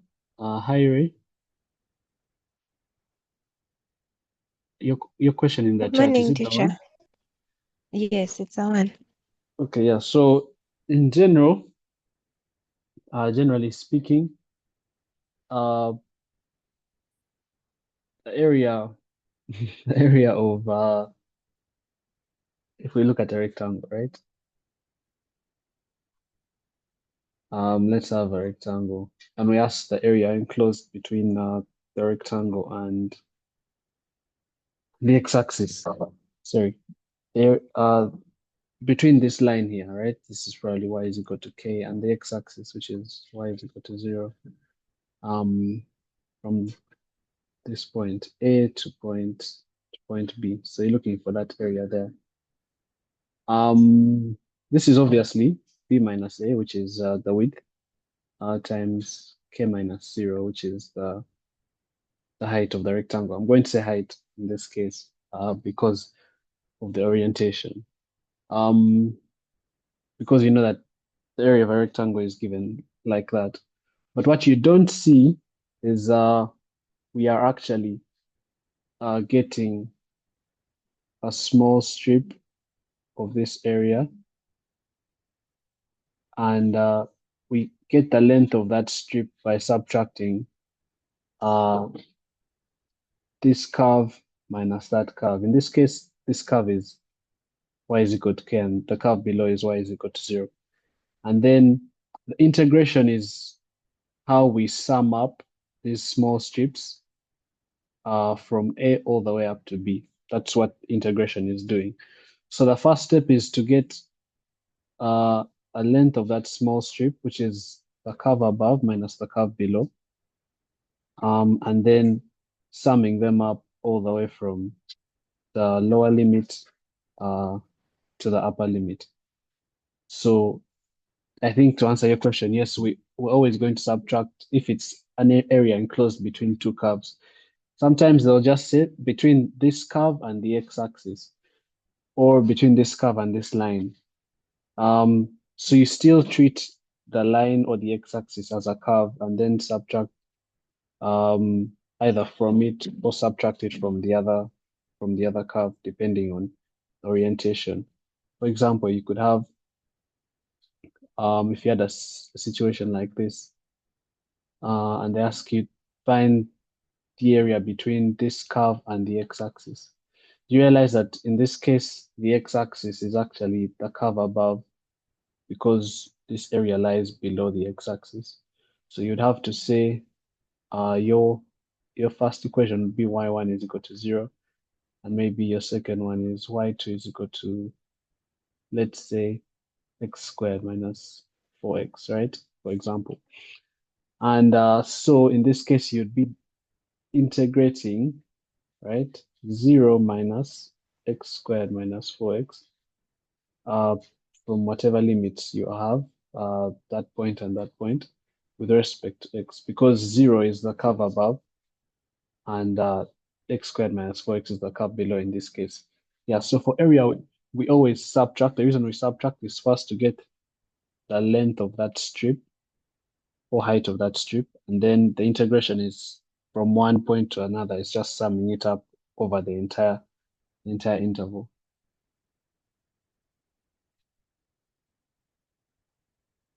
I hope that answers the question.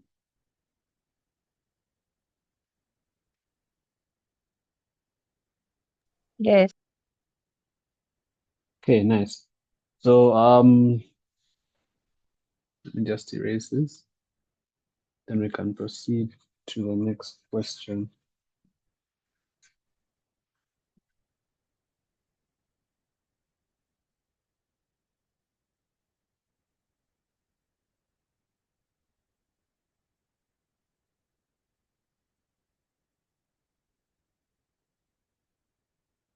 So for question 8, we are given this given y dy dx is equal to 2x as the gradient function corresponding to a particular equation. Find the equation of this curve, considering that when x is 2, y is 4. This is what this statement means. Whenever you see that, it's just telling you that when x is 2, y is 4, because y is considered a function in this case, a function of x. And so this simply means that when x is 2, y is 4. So we have that y dy dx is equal to 2x. And our goal is to find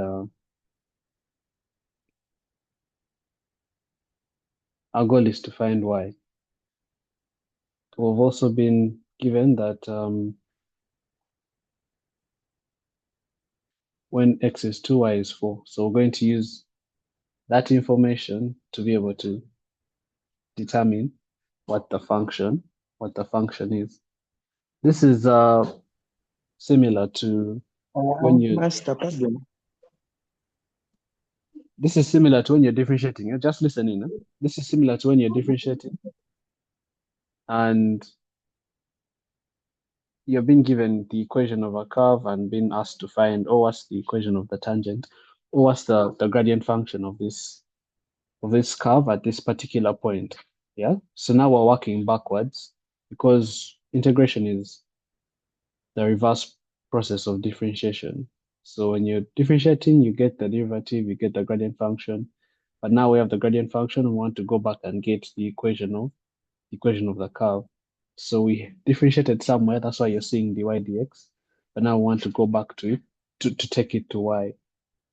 Now, you may or may not have done a little bit of integration questions like this, but they're not far from your grasp. The first step here in this case would be to have our equation in such a way that we can easily integrate it. You can't easily integrate this because of the y. If it was just maybe dy dx equal to 2x, you know that, oh, dy dx is 2x, that means y is, where did the 2x come from? From x squared, probably, right? So that would be something that's a little bit more straightforward. But because of that y, we have a problem. And so we'll have to separate the variables. It's the easiest, one of the most basic and easiest techniques when it comes to solving differential equations, which is technically what we are doing in this case. We're solving a differential equation. And you look more deeply into differential equations as you study, but this is one of the things that we do. We get the equations of the curves from the gradient functions that have been given, which is the reverse thing that we do in differentiation, where you get the gradient function given equation of the curve. So in separating the variables, I would multiply the x on both sides, so that I'll have y dy is equal to 2x dx. That's what we have now. So I have the y is on one side and the x is on one side, together with their integral coefficients, dy and dx. So then I integrate both sides. So I'll integrate y with respect to y and integrate 2x with respect to x with respect to x. Now when you do this, you know that integrating y with respect to y, increase the power of y by 1 and then divide by a new power. So that will be y squared divided by 2. And here it will just be x squared. Now, of course, you have an arbitrary constant of integration on both sides, but it's okay to just leave it on 1, since you could say it's c is when you subtract the constants together, this is what you're left with. We like to leave it on the right-hand side. So you have y squared out of 2 is equal to x squared plus c, and this is our function. But then, to be able to determine specifically what c is, we know that the point 2, 4 lies on this curve, because when y is 4 when x is 2, according to this equation there, that when x is 2, y is 4. So that means 4 squared over 2, if I just substitute into that, 4 squared over 2 is equal to 2 squared plus c. 4 squared is 16, 16 over 2 is 8, so 8 is equal to 4 plus c. And so this tells us that c is equal to 4. And therefore, y squared over 2 is equal to x squared plus 4. Understand there's a hand that was raised? My question is, you guys, when you integrated y dy, I thought you Yeah. after integrating you add a plus c. Yeah, so I spoke about that. I said that I could maybe show you the hidden step, right? So after that step, I have y squared out of 2 plus c1 is equal to x squared plus c2.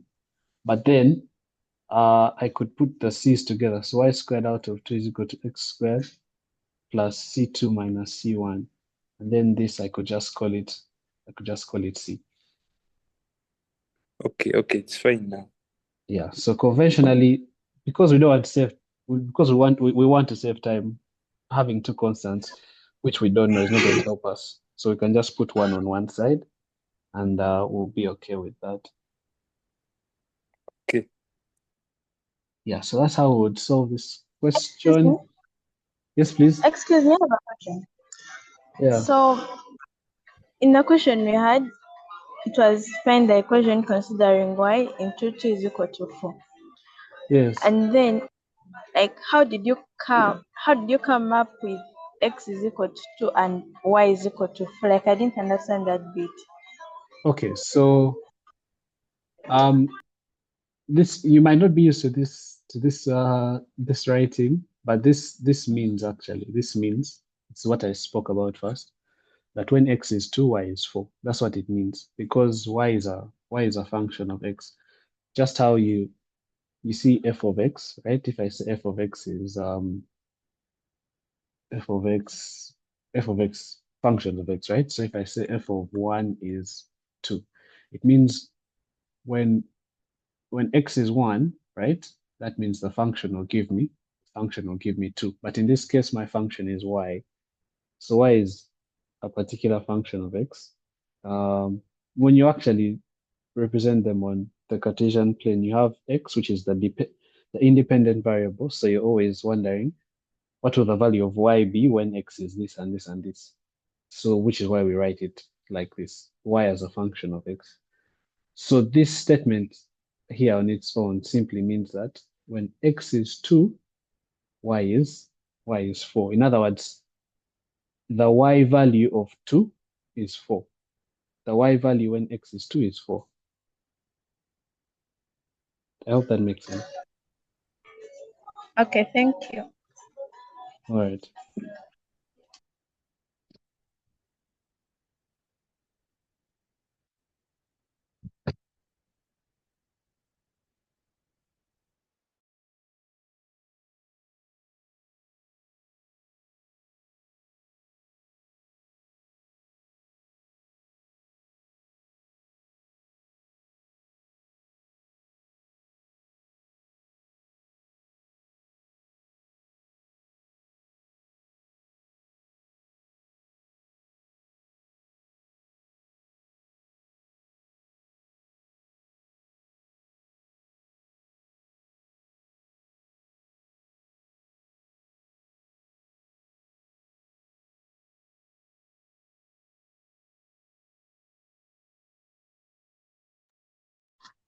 What's happening?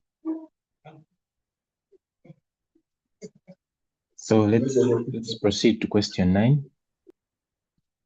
Question 9 says that obtain by integration the formula for the volume of the right circular cone of base radius r and height h. Consider the area enclosed by y is equals to h over r, x equals to 0, and y is equals to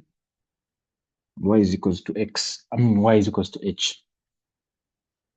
So we are going to start by sketching this out.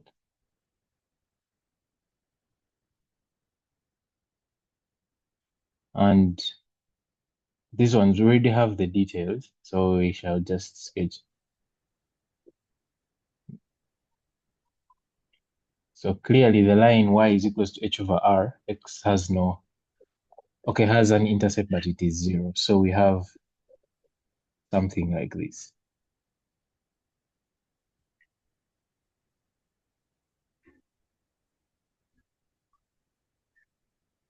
We have something like that. Then the line x is equal to 0 is this. And then we also have a line y is equals to h. H can be any value, but let's just put it here.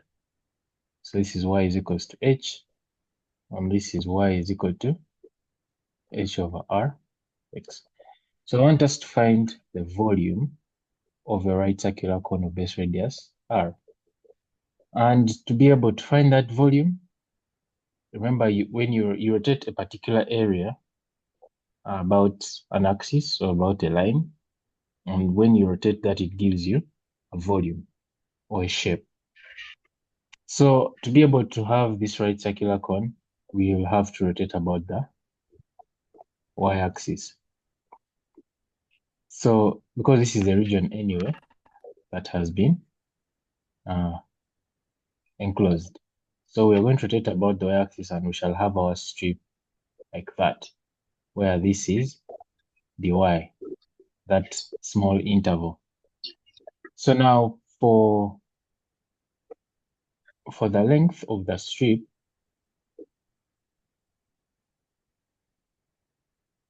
we shall have this here minus that there. So what is at 1 is the function y is equals to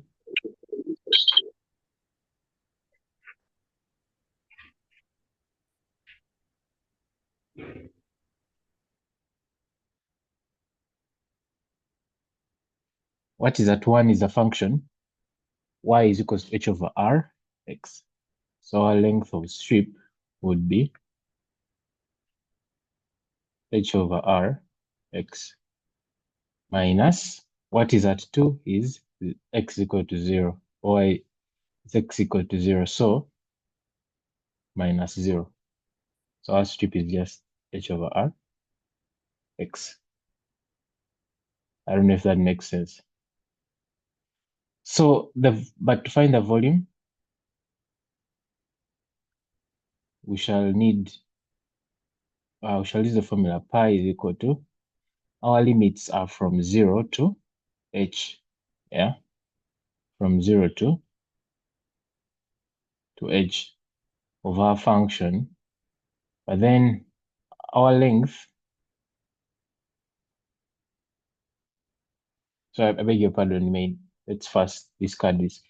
So for this, since our change or our operator is dy, then that means here we shall have x squared, because now our strip is horizontal.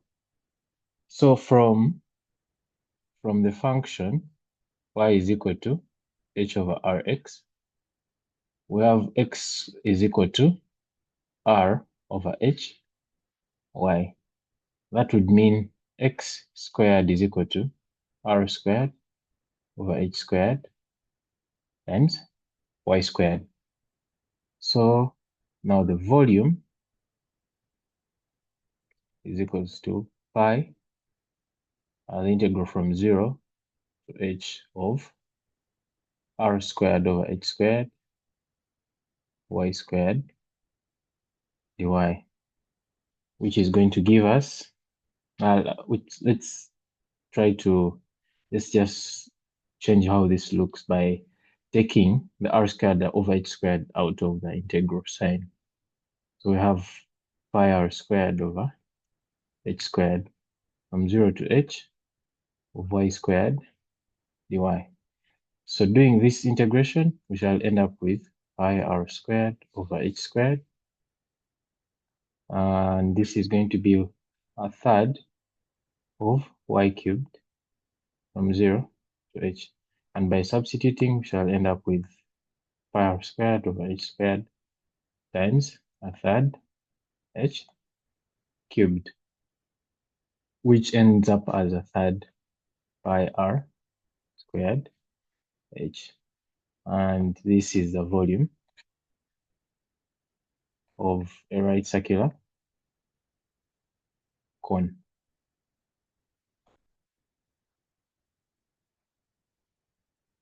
Yeah. Any questions? Yes. Yes, please. Pardon for me. I beg your pardon? Yes, I beg your pardon. From Where? starting from the volume. Starting from the volume. Which volume? The first step. No, the second step. The one with an arrow. Well, yes, that one. Yes, what about it? You can see that we integrated. Then you pulled out to the h squared and the r squared. Yeah? You pulled them out. But then here, where did the cube be? I'm not understanding the cube. Where did it come from? Okay. Let me just write something here.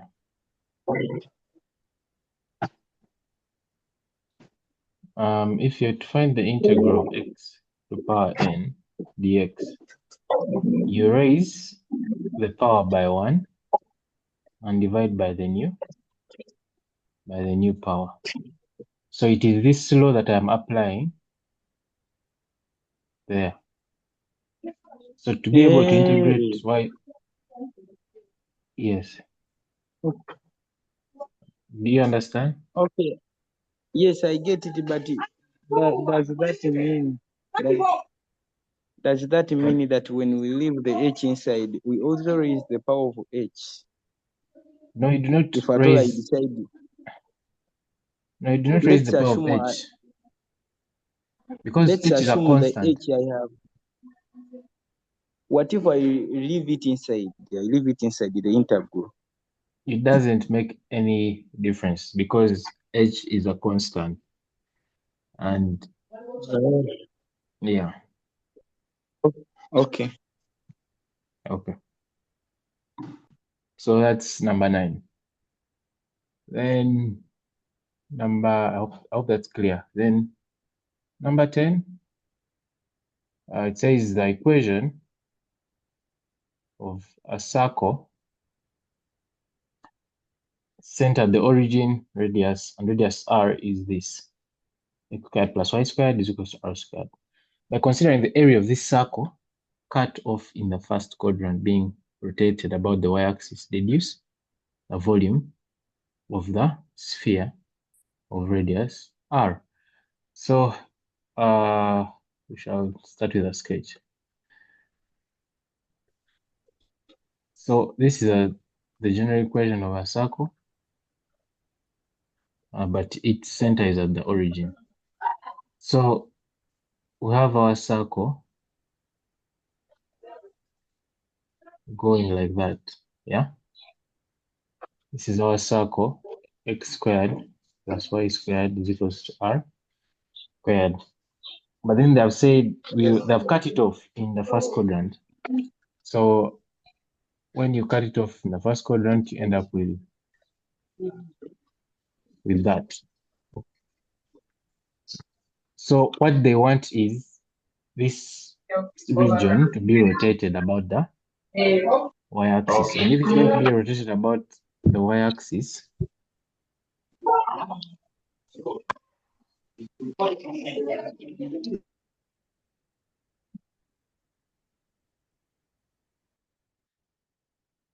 if it's going to be rotated about the y-axis, Then write an map about the sketch.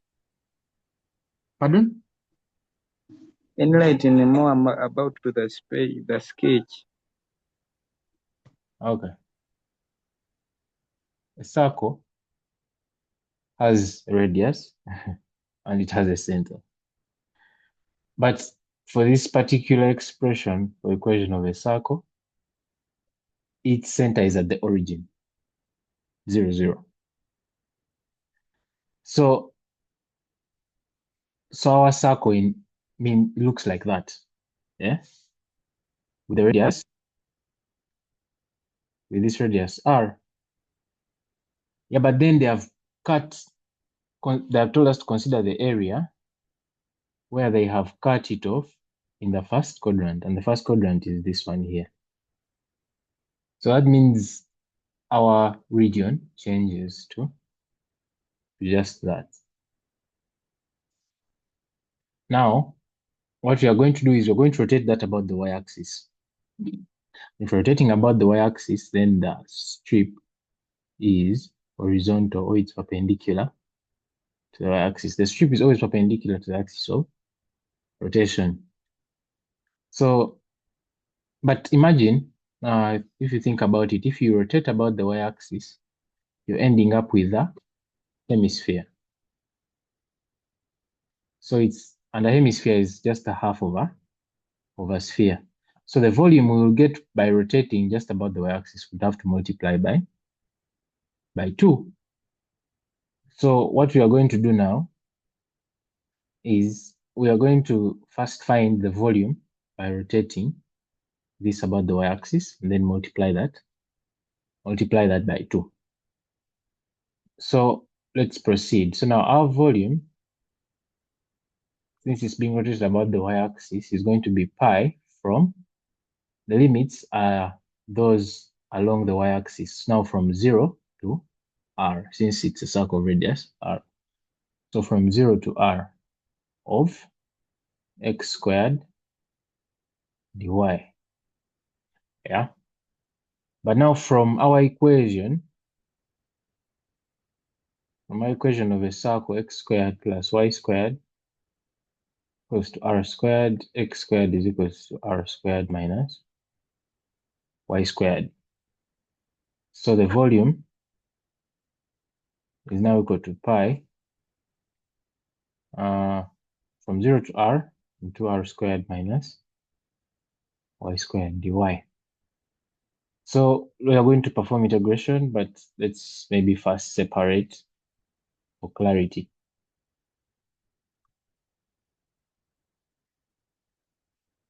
Yeah, from 0 to r of y squared dy. So now the volume then is going to be, but remember this is the volume of the hemisphere. The volume is going to be pi into r squared y. This is from 0 to r minus pi into a third of y cubed. This is from 0, r. Making those substitutions, we end up with pi r cubed minus pi, a third pi r cubed. Factorizing that is, let's take out pi r cubed. We remain with 1 minus a third. And that gives us 2 over 3 pi r cubed. So now for volume of the sphere, we shall have 2 times 2 over 3 pi r cubed, and that gives us 4 over 3 pi r cubed, and that's the volume of a sphere. Are there any questions? So you're taking r squared to be a constant. Yes, r squared is a constant value. I'm not taking it to be, but that's what it is. I don't know if you see that. Okay. Yes.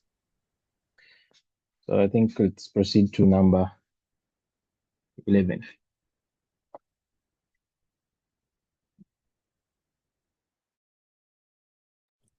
Can you please take it back?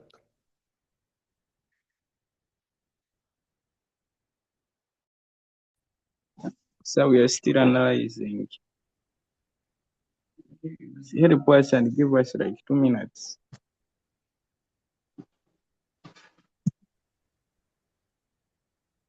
Okay.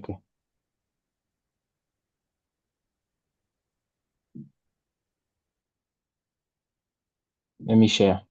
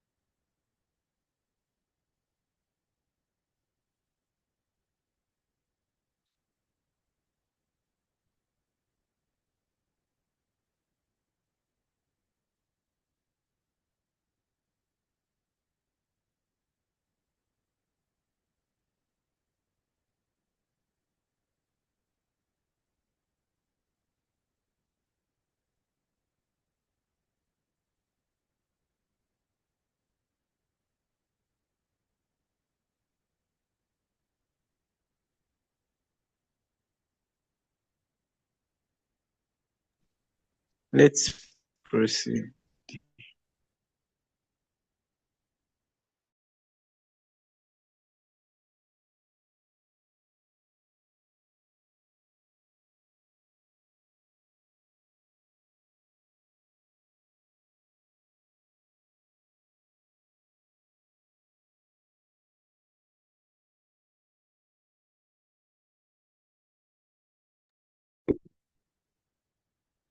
Okay. We are moving to question 11, which is on integration of trigonometric functions. And the question is evaluate the integral of cos x out of 1 plus sine of x squared from 0 to pi out of 2 with respect to x. Okay. So we have to identify the technique we are going to use to integrate that function. And when I look at that function, I have sine of x and cos of x. So, and I know that when I integrate sine, I get cos. When I integrate sine, I get cos. So I can actually realize that there's presence of a function How come? and its derivative. How comes? Is it that it's a must you have to know it is it there and the logo?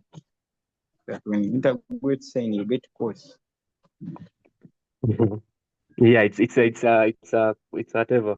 It's a standard whatever. When you differentiate sine, you get cos, and it's in the logbook. But you also have to know it. When I differentiate cos, I get negative sine. When I differentiate sine, I get cos. When I differentiate tan x, I get sec squared x, and so on. So how do I go about? Have you covered this topic at school? No, not yet. No, I get. Yeah, maybe you just follow through. Yeah? But those are standard derivatives. The derivatives of trig functions. After here, are you going to share the responses? Yes, we are going to share. Okay, let me just follow. Yes, so I'm going to use the presence of a function and its derivative to help me find the integral of that function. So I will let my u to be equal to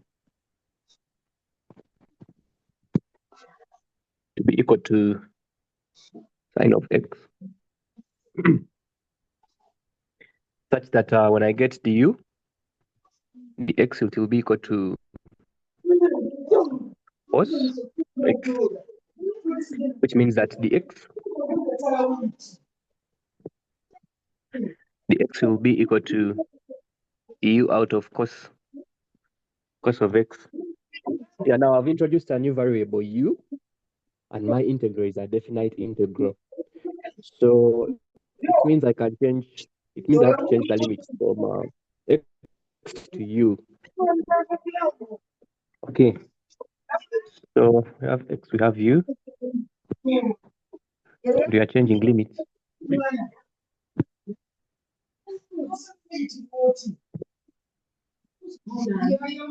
Okay. So when x is equal to 0, it means u from this from our substitution.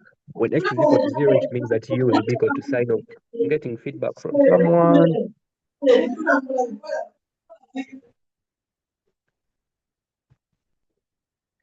When x is equal to 0, it means that u will be equal to sine of 0, and we know that sine of 0 is 0. Then when x is equal to pi out of 2, I know that u will be equal to sine of pi out of 2. Pi out of 2 is the same as 90 degrees. And the sine of 90 degrees is 1. So it means that u will be equal to 1. Okay, so it means that the integral of cos x out of 1 minus sine of x squared from 0 to pi out of 2 with respect to x will be equal to the integral, in terms of u, will be equal to the integral from 0 to 1 of cos x out of 1 plus. Now we let our sine of x to be equal to u.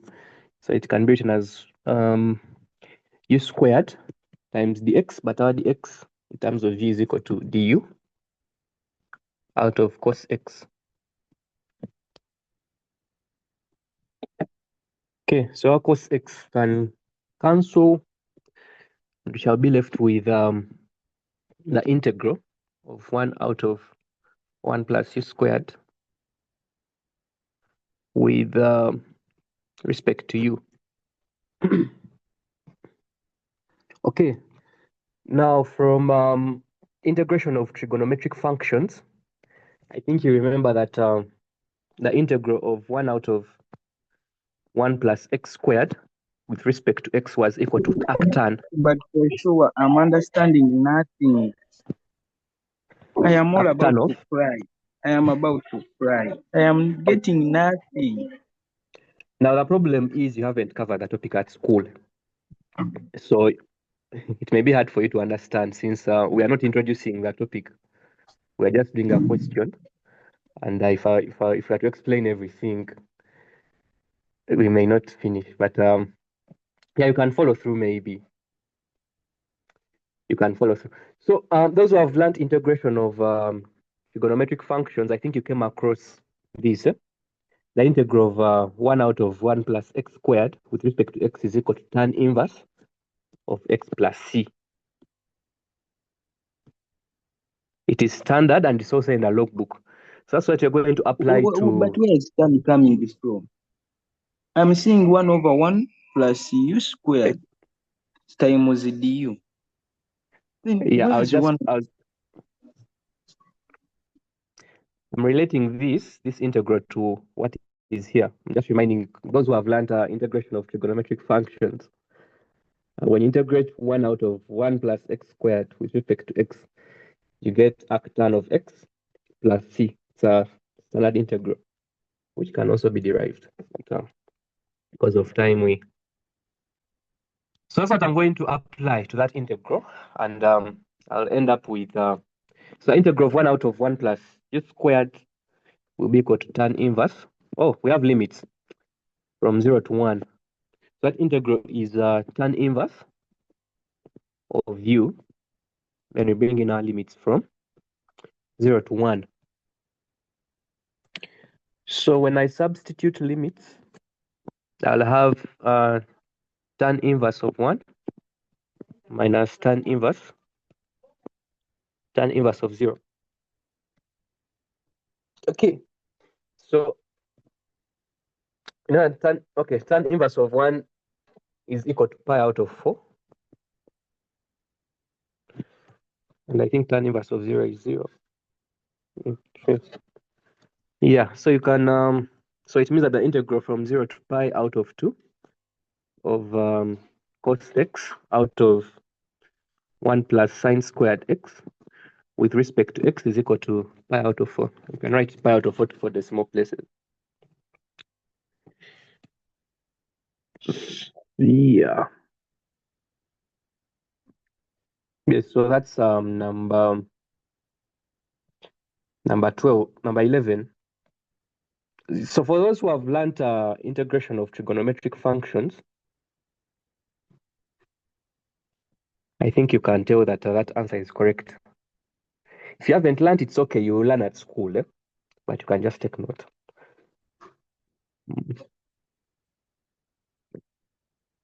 Any questions?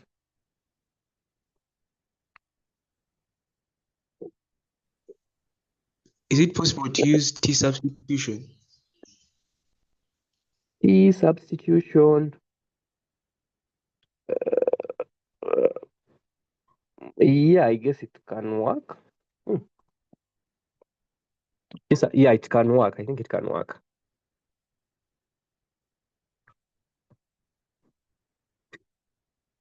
But how are you going? You're going to divide through by sine.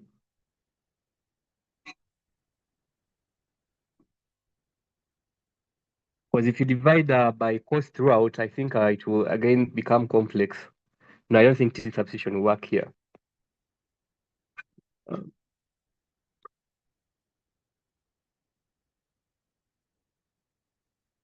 Because if you use T substitution, you divide through by cos, and you have 1 out of cos here, which I think wouldn't apply. I don't know. Yeah, but that's the easiest method. Presence of function and its derivative. Change limits and yeah, end up with that.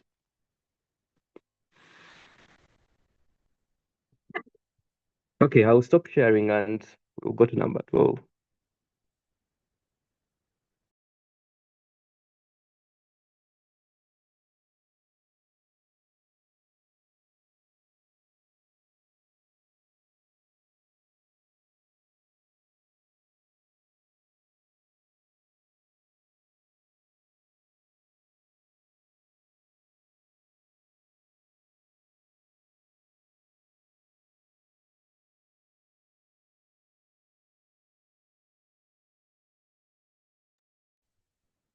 Okay.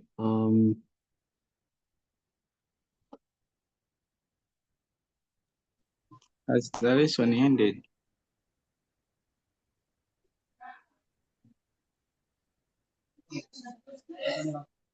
We have one more question.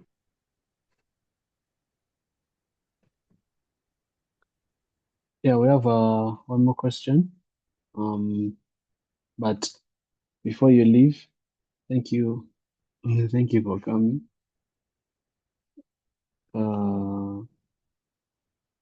The feedback form has been sent in the chat.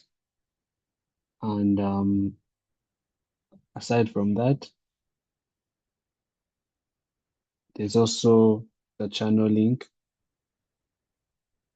the MathUp channel link that has been sent in the chat, and also a link to the WhatsApp group and the questions as well. So the recording to this will be posted on the YouTube channel, but there are also some other videos there that might interest you.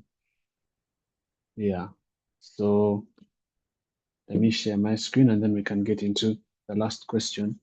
But just also for you to appreciate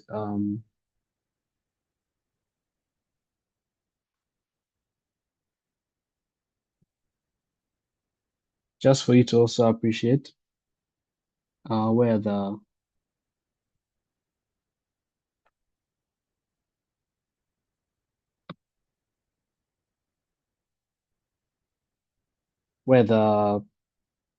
trig identity for the tan inverse, the integral that was shown in the previous question was coming from. Because I understand there was a question about that. We can just do that very quickly. Hopefully by midday we shall have finished. Okay, so the reason why you have that the integral over 1 over 1 plus x squared dx is this, is that this is true, like a previous speaker said, this is true and is known.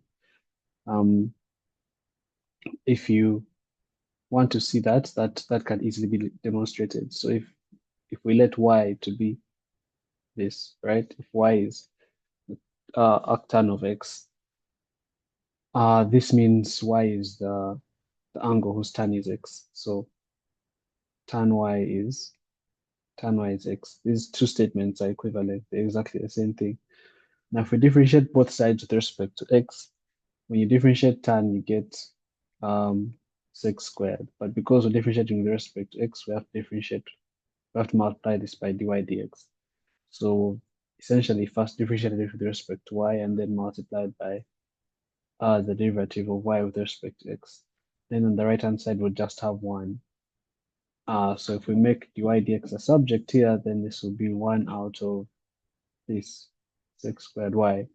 But again, if you know your trigonometry, you know that this is the same as this, and that is just simply that, because this is tan of y squared, and tan of y is x. So yeah, that's how we have that the derivative of y, if y is arctan of x, is actually 1 out of 1 plus x squared. So whenever you see 1 out of 1 plus x squared, you expect that the integral of that would be the arctan of x. Yeah. And so you can think about how you can relate this to a more general case, maybe the integral of a out of b plus cx squared. You could think about that, or c squared x squared. You could think about this on your own and see how you can relate more general cases to this very specific case here. Okay, so now for this last question, it's similar to a question we had done previously. I'm going to do this and I'll respond to the questions that have come up. So if dy dx is y over 2x plus 1, and this tells us, like we had said earlier, x is 4, y is 6 when x is 4, right? This is what this statement means. So we're going to do a similar thing. If dy dx is y out of 2x plus 1, we're going to separate the variables. This might not be as straightforward as it was the previous time, but you can see that this is exactly the same as dy out of y is equal to dx out of 2x plus 1. I hope we can all see that. Here we're treating the integral coefficients dx and dy, you could say temporarily as numbers, yeah? So we can shift them, we cross multiply, but they're not numbers, of course, but we are treating them as such.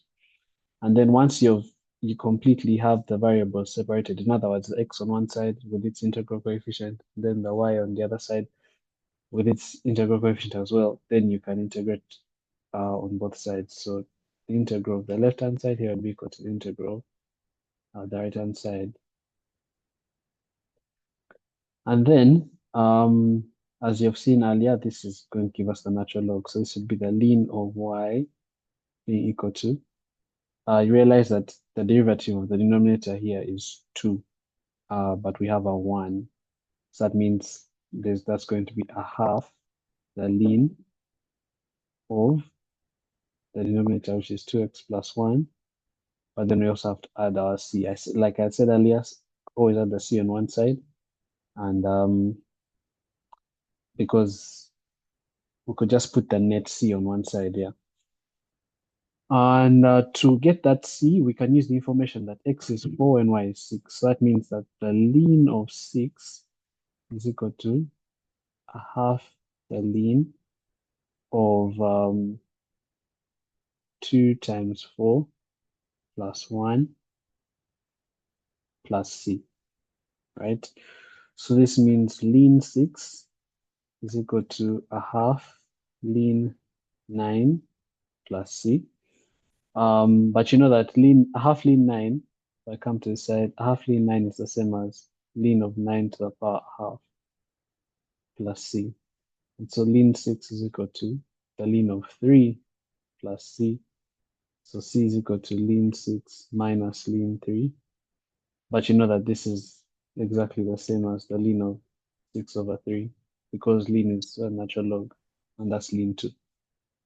So c is ln 2.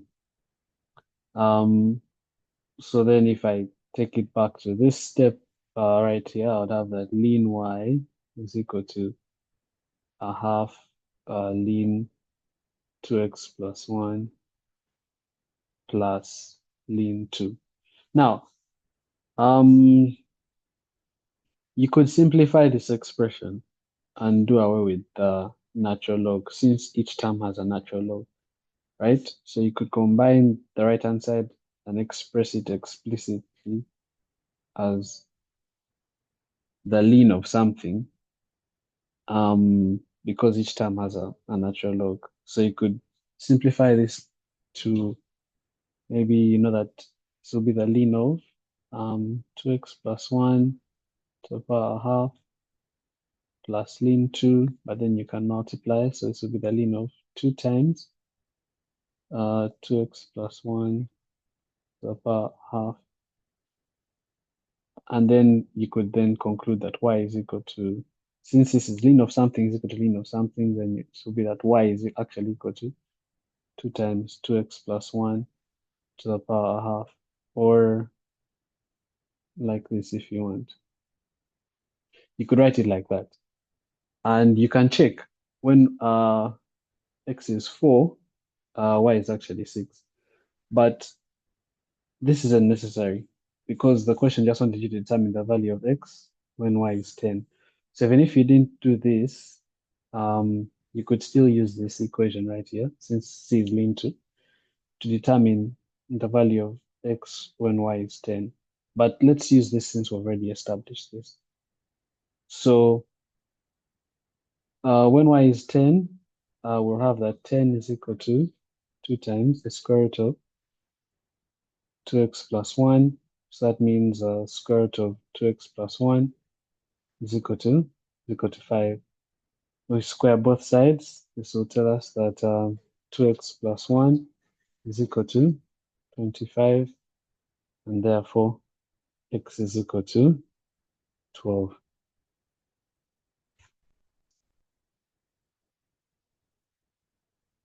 Are there any questions?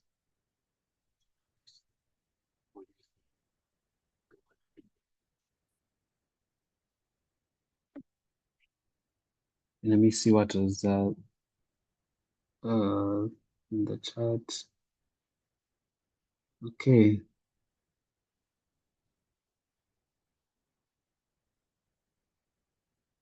Where did the half come from? Yeah, so if you look carefully at this, this is 1 out of 2x plus 1. The fraction there is 1 out of 2x plus 1. And when we use the natural log, the lean function, it comes about when we have a function and its derivative. But the derivative of the denominator is 2, not 1. So this is, in fact, I could write this as a half times 2 out of 2x plus 1. And then I know that when I integrate that thing in the bracket specifically, it will be the ln of 2x plus 1. But I have and a half being multiplied by that, which is where the half comes from.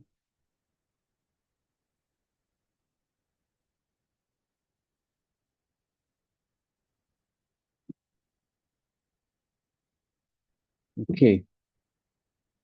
If there are no other questions, we could address a small issue that came about in one of the questions, which was this question here. Question 5.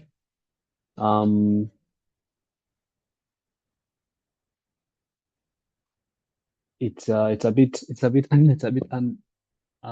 unconventional, a question that we're not exactly used to seeing. So I'll just talk about it very briefly. Usually, questions about volumes of solid or revolution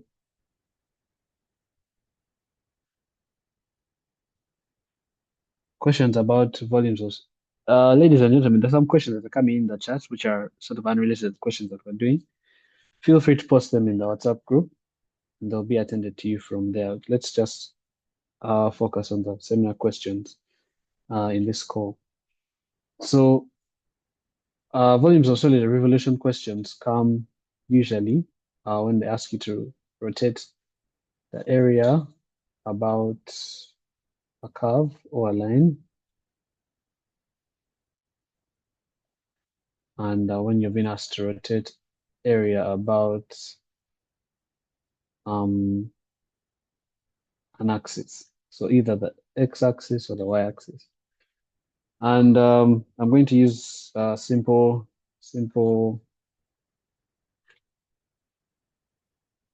line to illustrate. So if we have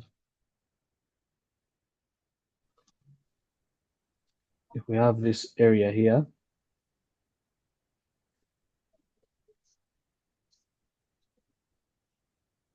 let's call that point A and point B, and we've been asked to rotate that area. Of course, this is y is equal to, let's say, k1, y is equal to k2, those equations, right? Of the horizontal lines.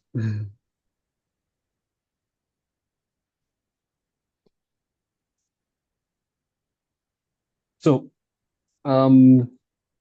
if you've been asked to rotate this area around the line y is equal to k2, then what you'd simply do is have the integral of pi y y squared dx, but your y would be k1 minus k2. The idea about area about for volume of solid revolution, this is our general formula, pi y squared dx. The derivation of this is a little bit complicated, but you can relate it to us having the area of a cylinder being pi r squared. And so the element of area is sort of our radius here, because this radius gets rotated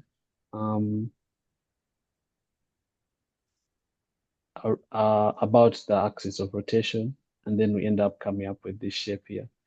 So initially you have something like this, which is a rectangle, but then when you rotate that entirely, you end up with a cylinder, one revolution. So that's kind of how this comes about. So if you're rotating this area in my given sketch around the line y is equal to k2, then this is the shape that you're actually going to come up with, right? It's the same as rotating this particular area if it was sitting just above the x-axis. The reason is because the equation of the x-axis is actually y is equal to 0. So you're never really just subtracting. You are actually subtracting, but you're just subtracting 0. So that would be the same as y minus 0 squared dx integral pi times that. Integral that times pi. So if you're rotating about the line itself, it takes the same form. You just sort of subtract the equation of the line from the other to get, I'm going to say the radius, but like our element of area, like we're doing when we're actually finding the area. And then you square that, integrate, and multiply by pi.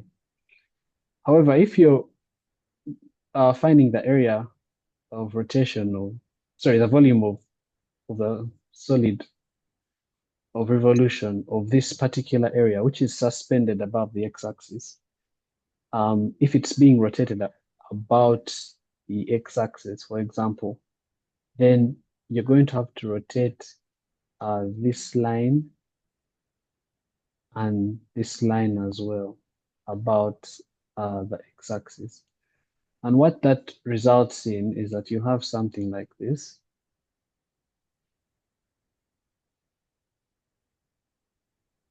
And for the upper line, you have something like this. So the shape that would actually come out is something like this. This is something that, since you're at home and have internet, I suggest you look into, because it's not very easy to illustrate. So when I'm searching, what do I search? Volume of solid of revolution.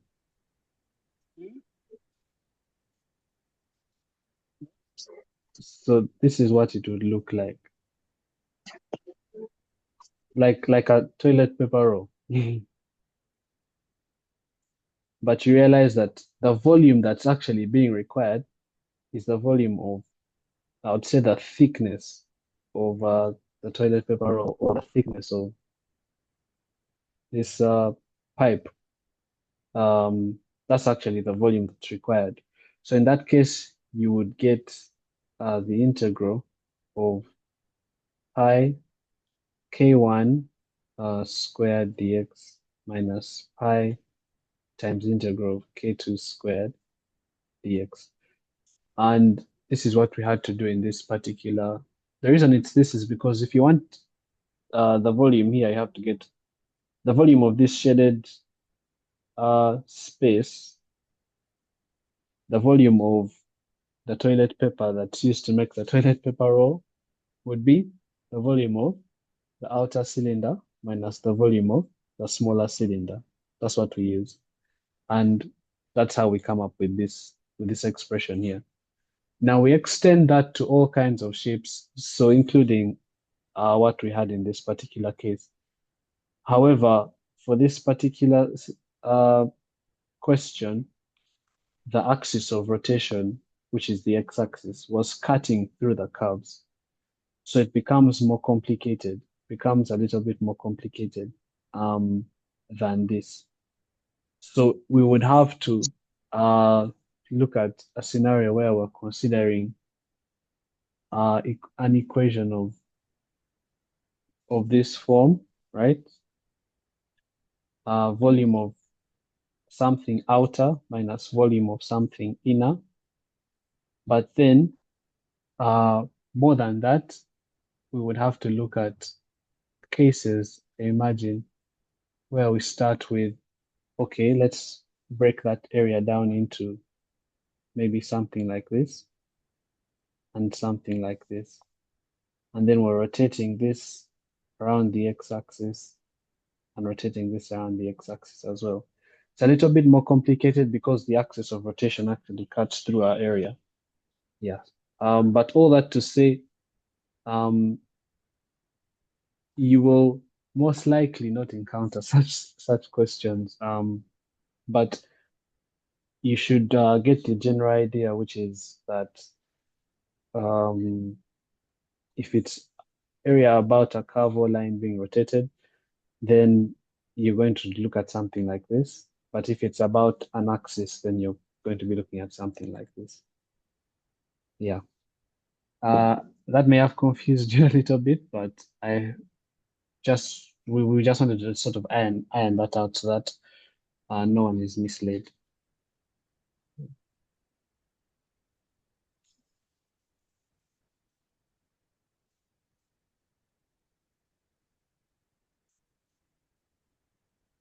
Okay, so we've come to the end of the seminar. Thank you all for attending. The feedback form has been sent in the chat. Please make sure to fill it. Your feedback is very important to us. Also, the recording to this will be available on the YouTube channel, and the WhatsApp group link has also been shared. Yeah, so please interact with us.